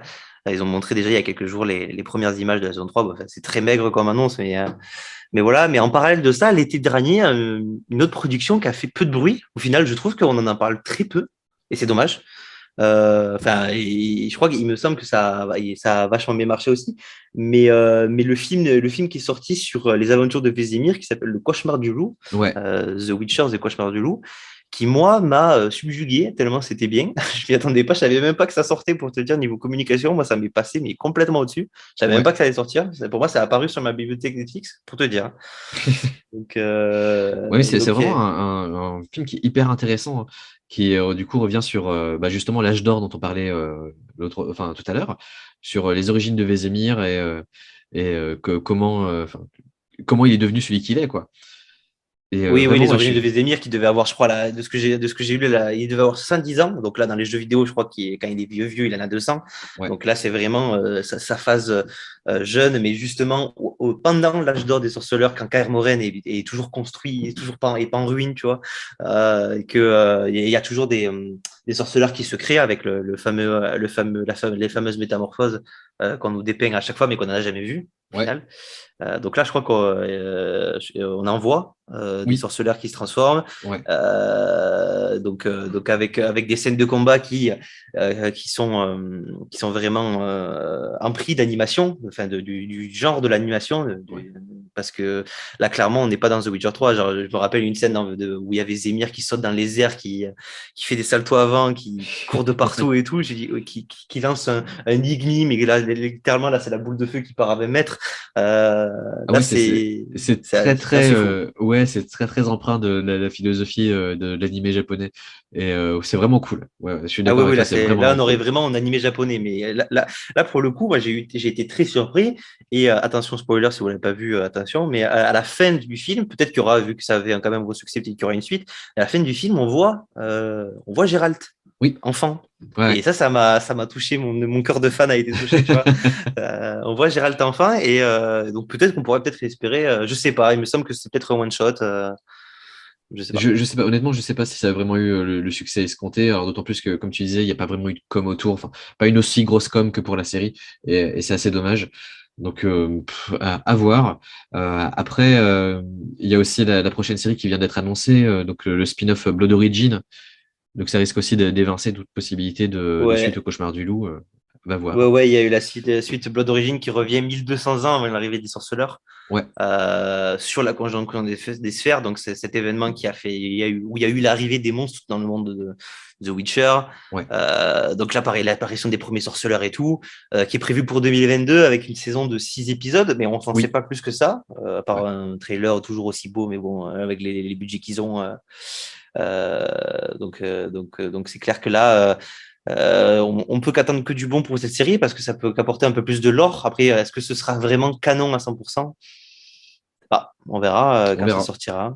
On verra quand ça sortira. Et puis après, ils ont annoncé apparemment une nouvelle suite. Je ne sais pas si ce sera exactement une suite, mais dans l'univers du Gwent, peut-être la suite de Thronebreaker avec un nom de code cette année, un nouveau jeu qui s'appellera Golden Necker. Ouais. Donc le Necker doré, le Necker qui est un monstre iconique des jeux vidéo. Donc bon, écoute, on verra ce qui se passe cette année, mais en tout cas, ce qui est sûr après ce petit tour d'horizon de tout ce qui se passe, c'est que ben, on n'a pas fini d'entendre parler de The Witcher. Hein. Oui, oui, oui, il y a encore Ah, beaucoup de choses clairement, ils ont qui. trouvé un filon et ils vont pas le lâcher. Hein. C'est assez clair. Du coup, maintenant, on va vous parler de The Witcher 4 qui a été annoncé le 22 mars, il me semble. Oui, C'est c'est ça? ça. Ouais. Le 22 mars de 2022. Donc, qu'est-ce qu'on peut attendre, mon cher Jacques Laurent, de cette suite, Bah, The Witcher 4? alors, ce qu'on peut attendre de cette suite, déjà, on sait que il y a peu de chances pour que Geralt soit de nouveau le héros, bien évidemment. C'est très peu probable, ouais, c'est sûr. Ouais, très peu probable. On sait que le médaillon qui apparaît sur la communication officielle, c'est le médaillon de l'école du Lynx. Donc, c'est une école qui n'existe pas dans les romans et qui n'existe pas dans les jeux, mais qui existe, qui est apparue dans une fanfic au départ. Alors, il y a une énorme polémique actuellement pour savoir si chez Shadow Project, ils ont volé l'idée de l'école du Lynx de la fanfic, ou si c'est un hommage au travail fait par les fans. On sait pas trop. C'est un peu compliqué actuellement. Mais c'est assumé que c'est l'école du Lynx, parce que vraiment, Mais l'image de communication, c'est un médaillon de l'école du Lynx. ah Donc, ouais, tout à fait. Et l'un des producteurs de CD Projekt a de toute façon confirmé que c'était bel et bien l'école du Lynx, que c'était pas l'école du chat ou autre, mais bien l'école du Lynx. Et dans la fanfic, c'est une école qui a été créée par Lambert et Keira Metz sur les ruines de l'école du chat pour redorer un peu l'image de l'école du chat qui est pas terrible hein, quand même dans les jeux. ouais. L'école du chat, c'est un peu le repère des rebuts sorceleurs, quoi. Donc, Ouais, ouais, ouais, clairement. Et en plus, ça sera peut-être la possibilité de voir de nouveaux sorceleurs, parce que bah, on connaît tous les Lambert, les Vézémir, je sais plus comment il s'appelle l'autre. Purée, il y a Lambert, Vézémir et je sais plus. Mais c'est une bonne question. Et du coup, ouais, on pourra voir de nouveaux sorceleurs. Et en fait, je pense surtout je sais pas, moi je pensais que pour cette suite de The Witcher. Esquel, voilà, c'est ça ouais. le dernier sorceleur. Mais soit ce sera une suite, mais beaucoup plus tard, et j'y crois pas, je vais être honnête avec toi. Mm.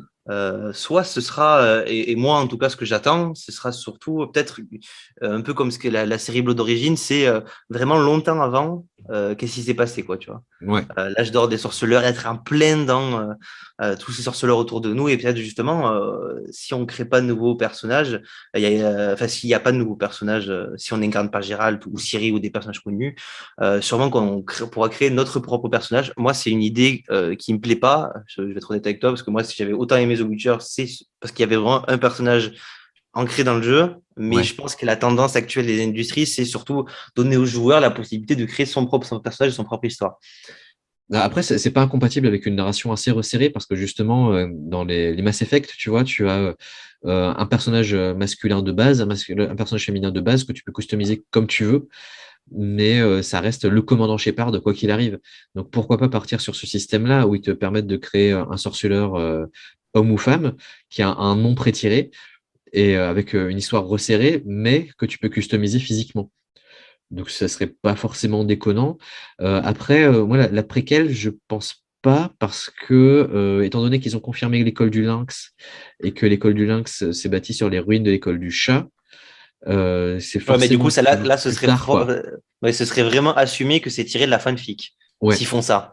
Donc, c'est un peu compliqué. Tu vois ce que je veux dire? Après, honnêtement, vu la politique de certains représentants de CD Projekt, ils vont pas s'emmerder parce que alors il faut savoir que lorsqu'on est un petit fan et qu'on écrit des fanfics et qu'on les met sur les internets, euh, on développe un lore sur une marque déposée. Cette marque déposée, elle appartient à un studio, à un auteur, qui tu veux, et l'auteur peut en faire ce qu'il veut.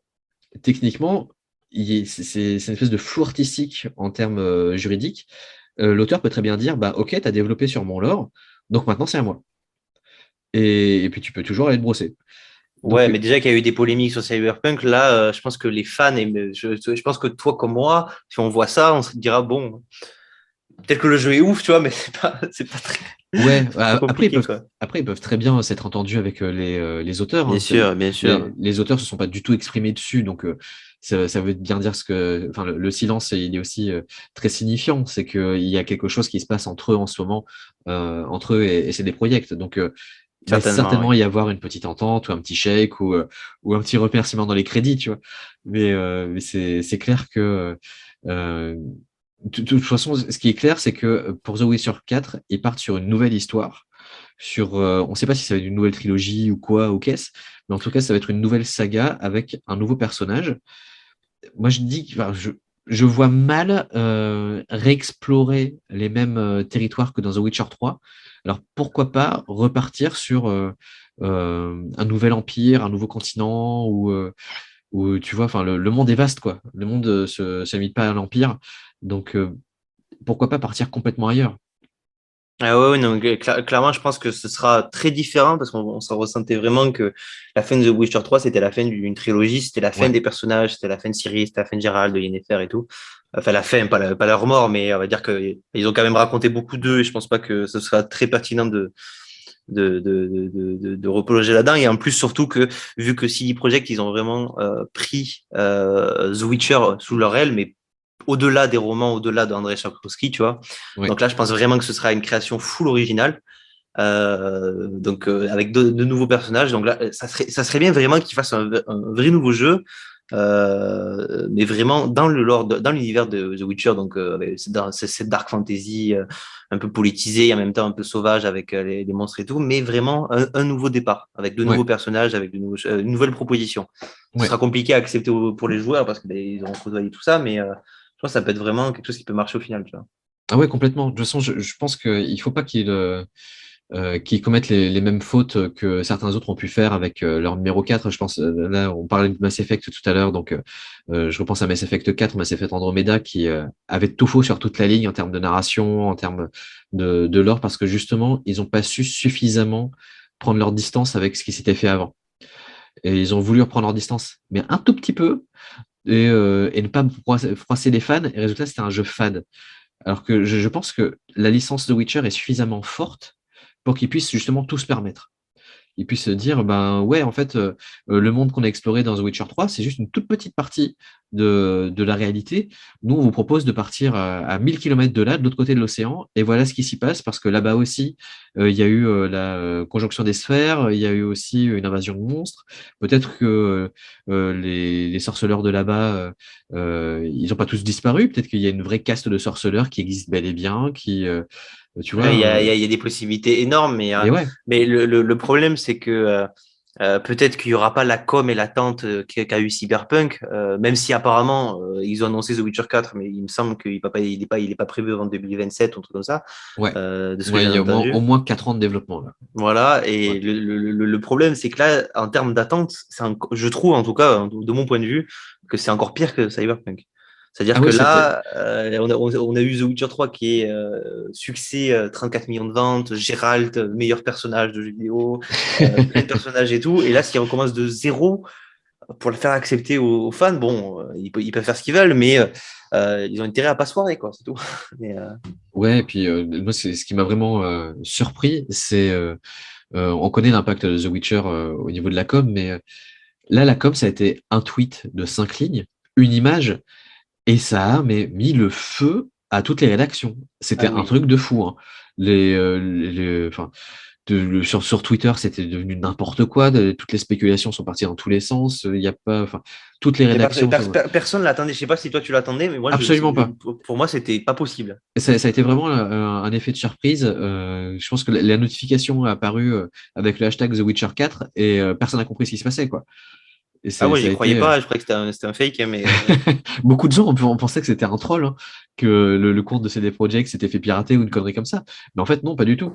Par contre, ce qui est très étonnant, c'est qu'ils communiquent dessus dès maintenant. Sachant les erreurs qu'ils ont pu faire en termes de communication avec Cyberpunk 2077, en communiquant beaucoup trop tôt dessus, ouais. pour moi, c'est une prise de risque. Alors, j'espère pour eux une prise de risque maîtrisée, mais là, ils jouent un peu avec le feu parce que il y a eu il y aura très clairement un avant et un après Cyberpunk dans l'industrie. C'est-à-dire qu'un jeu extrêmement attendu, un jeu avec beaucoup de com et un jeu qui a été qui est connu mieux comme vie de jeu, on va dire, hein. Pour exemple, il est sorti en novembre, je crois, Cyberpunk 2077. Début janvier, on le trouvait à 5 euros dans les bacs, dans des magasins spécialisés. Oui, C'est quand oui. même une déchéance, mais Ah, je l'ai acheté 10 monstrueuse, balles quoi. sur GOG, moi, donc, Ouais, c'est quand même fou, quoi. ouais. Et à côté de ça, donc là, ils ont un double enjeu. Ils doivent rattraper le coup et nettoyer leur image. Ça va pas être simple. D'autant plus qu'il y a encore beaucoup de problèmes de culture de crunch et de management toxique au niveau de CD Projekt. Et le deuxième enjeu, c'est comment raccrocher les wagons pour pas se mettre à dos les fans de la première trilogie, tout en proposant quelque chose de nouveau. Alors, il y a une solution simple, c'est de se dire, bon, c'est ailleurs, c'est dans un autre pays, mais on fait intervenir des guest stars.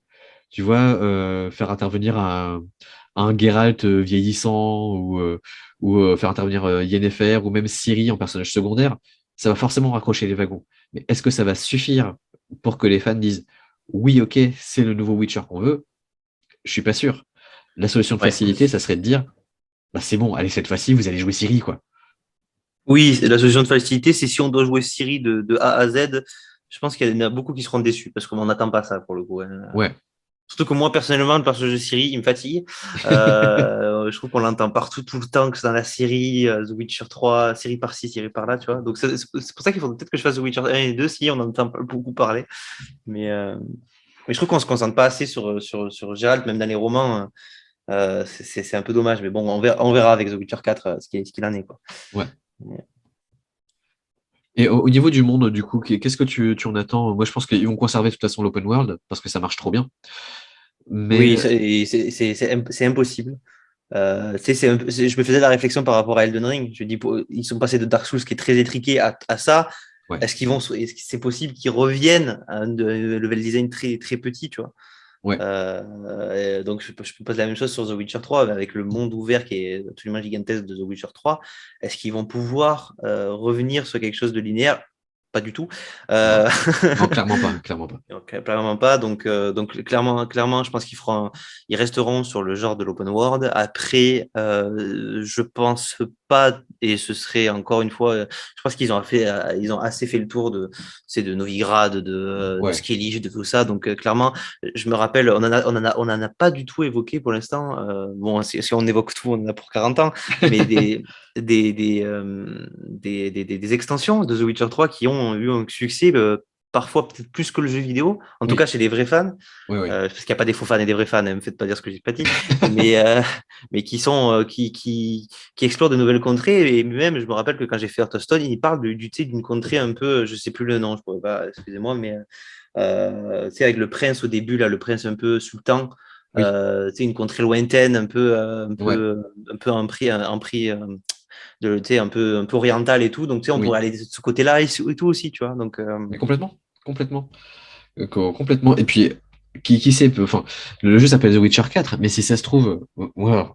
Je vais te parler du coup, de mon point de vue de fan.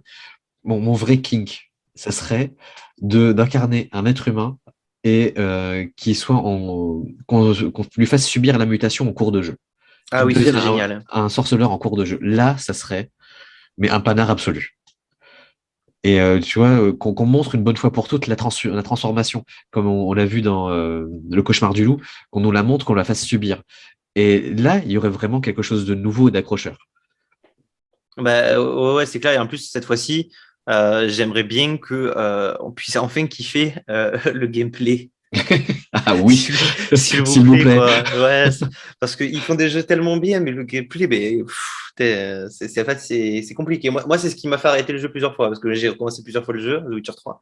Ouais, Moi, j'ai fait que The Witcher 3, je sais pas si vous l'avez compris, mais en termes de jeu, mais j'espère ils vont faire un gros travail de souplesse du perso, quoi. oui, Voilà. oui, oui. D'autant plus que là, ils vont quand même arriver. Ben, on en a parlé tout à l'heure quand même, mais ils vont arriver après Elden Ring, quoi.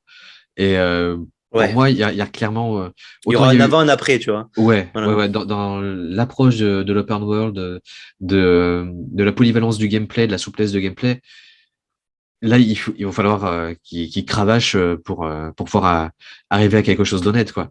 Pas en termes de narration, parce que je me fais aucun souci. Je sais, il y a une qualité d'écriture qui est dingue chez CD Projekt. Ils ont des super écrivains. Enfin, c'est un truc de fou. Mais il faut soigner le gameplay. Et ça peut jouer contre eux, très clairement. Et il faut que ce soit un peu novateur, quoi, parce que les RPG à arbre de compétences, à tout ça, tu vois, bon, Ça commence un peu à vieillir en termes de genre, de gameplay, quoi. Donc à voir ce qu'ils vont faire. Là, pour le coup, à part spéculer et inventer nous-mêmes des idées, après ils vont nous les piquer, vu déjà qu'ils ont piqué la fanfic. mais, mais, mais voilà. Voilà. Je pense qu'on a fait un peu le tour sur ce qu'on pouvait attendre de The Witcher 4. Je te propose Ouais. qu'on revienne un peu sur toute cette saga. Est-ce qu'il y a un élément, une anecdote, un truc en particulier qui t'a marqué, toi, dans The Witcher, un truc qui te reste en mémoire comme étant assez unique dans le monde du jeu vidéo? Ben, en ayant réfléchi, tu vois, pas mal tu sais, que ce soit la série, que ce soit les jeux, les romans et tout, moi, ce qui m'a le plus marqué, mais profondément pour le coup, vraiment, c'est la relation qu'entretient Geralt avec Yennefer précisément. Parce que même si quand j'ai fait la première fois le jeu, je suis pas team Yennefer, je suis team Triss, mais en fait, la relation qu'a Geralt avec Yennefer, elle est très forte parce qu'elle part de Gérald qui fait ce souhait au djinn de. En fait, on ne sait pas vraiment ce qu'il dit, mais on Ouais, comprend à peu près que c'est protéger Yennefer ou alors que leur destin soit lié ou quoi que ce soit.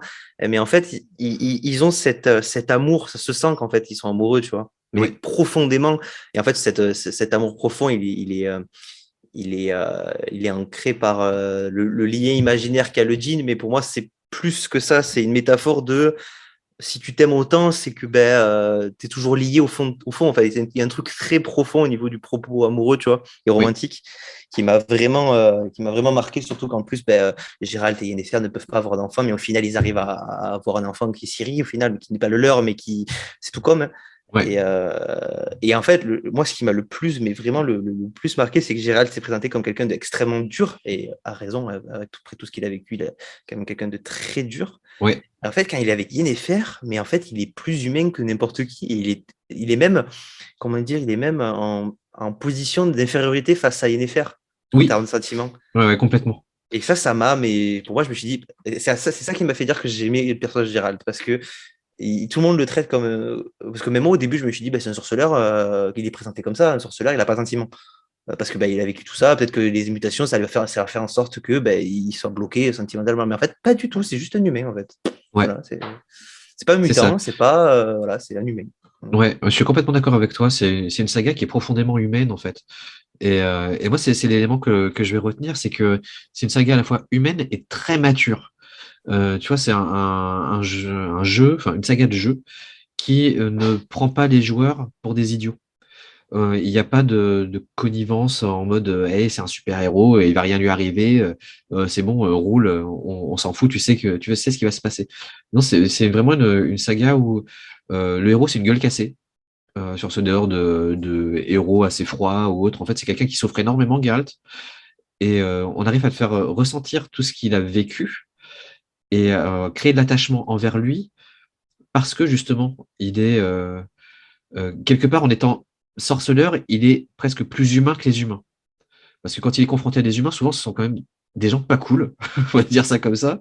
Il y a quand Ah même oui, non, mais beaucoup clairement. d'escrocs, de gens hyper Mais il y violents. a, mais il y a beaucoup ce propos dans The Witcher, tu sais, cet aspect raciste envers les autres races, que ce soit les Ouais, elfes, les nains, mais aussi ouais, envers Gérald qui est mutant, même les sorcières et tout. Mais au final, il y a rien qui est tout noir et tout blanc, quoi. c'est ça. C'est un Tout est jeu gris. qui, exactement, c'est un jeu qui navigue là-dessus et qui montre justement ces aspects de l'humain qu'on retrouve pas forcément ailleurs, quoi. Souvent, on va tirer sur l'ambulance, mais dans le jeu vidéo, c'est un art qui demande à encore gagner en maturité, en particulier là-dessus, parce que ça reste encore très manichéen. Dans Oui. beaucoup, beaucoup, beaucoup de jeux, tu as quand même cette opposition radicale entre les très gentils et les très méchants. Et The Witcher a cette intelligence-là de te positionner, oui, dans la peau du héros, mais même les méchants, quelque part, ils ont des motivations et ils ont des justifications à leurs actes qu'on comprend. C'est-à-dire qu'on les explique pas, hein, On les on excuse on pas, on les peut pas excuse les pas. accepter, mais C'est on ça, les comprend, quoi, ouais. exactement. Et là-dessus, pour moi, c'est vraiment, c'est ça que je vais retenir de la saga The Witcher, c'est cette maturité de ton et cette intelligence dans la narration, quoi. Qui est rare, quoi, ouais. Ouais, C'est clair, ouais. ouais. C'est clair. Écoute, on a quand même pas mal digressé sur plein de choses, mais Ouais, tout à fait. toujours très intéressant. Et pour finir, parce qu'on va malheureusement se quitter, c'est comme Oui, ça. mais Est-ce que on reviendra. oui, on reviendra là, on ne va pas lâcher, on s'engage et je te prends à partie, Jacques Laurent, on s'engage à continuer ces podcasts parce que c'est toujours un plaisir d'aller au fond des choses. Absolument. Euh, Est-ce que tu aurais, pour finir, une petite recommandation du moment, Alors oui, petit, oui, voilà. oui. Alors actuellement, je suis en train de refaire Yakuza Like a Dragon, donc Yakuza 7. Donc moi, je vais vous inviter vraiment, pour ceux qui ont aimé justement cette maturité de ton et cette intelligence dans la narration, à se pencher sur la saga Yakuza, qui est une saga énorme. On a 7 jeux principaux, sans compter Yakuza 0, donc ça fait 8, plus plein de petits spin-offs, et c'est extrêmement bien écrit, c'est vraiment passionnant. C'est Euh, quoi comme style de jeu? Parce que je connais pas du tout, hein, alors pour tout dire. c'est un action RPG qui se passe dans le quartier de Kamurocho, c'est un quartier fictif de Tokyo en fait, et action RPG très moderne dans le sens où la baston en fait se passe sous forme de beat 'em up. Donc, tu vas acquérir des techniques de combat, t'améliorer des différentes compétences pour aller péter la gueule à toutes les racailles de Tokyo. Et Ça a l'air assez humoristique de ce que j'ai vu. c'est très décalé. En fait, tu as Ouais. un ton très grave parce que tout se passe au sein d'une famille de Yakuza, donc avec beaucoup d'enjeux politiques, il y a beaucoup de ramifications assez dramatiques. Et pour contrebalancer ça, il y a beaucoup de trucs débiles, mais complètement assumés, du genre des espèces de mini-jeux de drague. Tu as des passages de karaoké qui sont épiques, mais épiques. C'est assez incroyable. Et pour ceux qui ont un peu peur de se frotter à la saga parce que c'est long, ça demande beaucoup d'investissement. Je recommande vraiment d'attaquer par Yakuza 7 parce qu'il n'y a pas besoin d'avoir fait les précédents. Et là, pour le coup, c'est un jeu qui s'amuse beaucoup avec les codes du JRPG ou d'attaquer avec le duo Judgment et Lost Judgment, qui est un spin-off de la saga Yakuza, où on incarne un ancien avocat qui est devenu détective privé, mais détective privé un peu hard-boiled, quoi, vraiment un dur à cuire. Et c'est une excellente porte d'entrée vers la saga Yakuza. Et un jour, je ferai un numéro sur la saga Yakuza parce que c'est ma saga d'amour que j'aime au moins autant que Ah, les si Dark tu veux, Souls. on pourra peut-être en parler. Il faudrait que je les fasse, tu vois. Mais Un faudrait que jour je les fasse. peut-être, un jour peut-être. Ouais, ouais. Ok. Mais c'est une saga que j'aime autant que les Dark Souls et ceux qui me lisent et qui me connaissent savent à quel point je vis Dark Souls.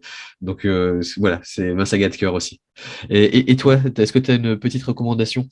Bah, je t'avoue que, comme je te disais en off, j'étais un peu perdu parce que moi, en ce moment, ça a été Elden Ring, Elden Ring, Elden Ring. Je l'ai même fini 2 fois, tu vois. Mais j'ai quand même joué à un petit jeu il y a pas longtemps parce que j'avais regardé une vidéo du Jean-Baptiste Chaud, Oui, qui est célèbre youtubeur et journaliste dans l'univers JV, qui avait présenté plein de jeux de l'année 2000, plein de jeux ND. J'avais joué à un petit jeu en démo qui s'appelle Terranil ouais, et qui est en fait un jeu de gestion. Alors moi, je suis pas du tout jeu de gestion à la base, mais en fait, c'est un jeu de gestion qui place vraiment l'écologie au sens de son propos, mais assez intelligemment, même au niveau du game design. C'est-à-dire qu'en fait, on est sur le speech, c'est qu'on est sur une planète qui a été détruite entièrement par les humains, ouais, vraiment rasée, brûlée. Il n'y a rien en fait quand on arrive sur la planète. Et en fait, il faut repeupler, mais repeupler pas du tout par des humains ou par nous. Il faut juste mettre de la vie, c'est-à-dire des abeilles, de l'eau, des rivières, des forêts, des plantes et tout un peu partout. Et en fait, il faut, dans notre partie, c'est ça, il faut qu'on gère la météo, il faut qu'on gère nos ressources. Et en fait, il y a pas du tout de, tu sais, de monnaie réelle. ah, La excellent. monnaie qu'on a, en fait, c'est des plantes, c'est une genre de monnaie verte, en fait, qui nous Ouais, permet, dès qu'on installe un truc, de récupérer la monnaie verte. Cette monnaie verte nous permet de recréer des forêts ou ce genre de trucs. Et en fait, le speech, parce qu'en fait, c'est plus qu'un jeu de gestion, pour moi, en fait, c'est surtout un jeu de puzzle. C'est-à-dire qu'en fait, quand on a fini notre objectif de points, en fait, sur une partie, il faut qu'on enlève tout. C'est-à-dire, on enlève les éoliennes, on enlève les usines, etc. et tout, pour que laisser juste la forêt et tout. Tout ça. Et ensuite, donc en fait, on est obligé de le faire dans le bon sens parce que c'est ça qui est super. Moi qui m'a trigger un peu au début, je me suis dit, mais attends, mais j'ai fait tout ça pendant 2 heures pour rien. C'est qu'en fait, il faut faire en sorte que quand tu dois tout enlever, mais l'enlever dans le bon sens. Parce que si tu enlèves, par exemple, le pont ou alors le barrage qui t'a permis d'aller installer une autre éolienne à l'autre bout de la map, si tu enlèves ça, ben, tu pourras pas aller chercher l'éolienne. Et du coup, tu es bloqué. ah ouais, Et du coup, tu peux pas. Donc, j'ai trouvé ça super intéressant et assez malin et assez, comment dire, assez novateur en termes de gameplay. Donc, Ouais. Terranil, voilà, qui est en démo. Et il me semble, je vais juste vérifier parce que j'ai le jeu sous la main. Je sais, il me semble qu'il sort cette année. Précisément quand, je sais pas. Ah oui, c'est Mais édité par Devolver Digital. Oui, donc forcément, ce sera de la bonne. voilà, exactement. Et pour un petit studio qui est dépendant qui s'appelle Free Leaves, mais je crois, il me semble pas qu'il y ait de, voilà, pour l'instant, date de parution, on ne sait pas. Mais oui, édité par Devolver, j'avais oublié, c'est ça. Mais très sympa comme jeu. Moi, j'ai apprécié Ok. vraiment. Bah écoute, belle recommandation. En effet, je me pencherai dessus parce que ça me semble hyper intéressant justement. Et puis, c'est Mais moi, je important suis pas fan de de. jeux de gestion, tu vois. Et en fait, je trouve que ce soit le propos, mais en fait, moi, ce que j'aime bien, c'est quand le propos il est assimilé avec une idée de game design et le fait que tu Ouais, dois sortir de la zone en enlevant tout. ouais, Voilà, et je trouvais ça super intéressant. Voilà. ouais, hyper intéressant. Ouais. Bah écoute, une belle reco. Merci beaucoup. Eh ben écoute, je pense que c'était très bien pour The Witcher. Ah, écoute. Ouais, bah écoute, c'était un plaisir d'explorer le monde de The Witcher à tes côtés, mon cher Jean-Loup. Écoute, on reviendra très bientôt, pas pour un édito JV, mais pour notre seconde émission dédiée à la musique de jeux vidéo. Et ouais, il y a beaucoup de choses à faire aussi Et là aussi, il en y a termes beaucoup de choses à d'OST. faire. Exactement.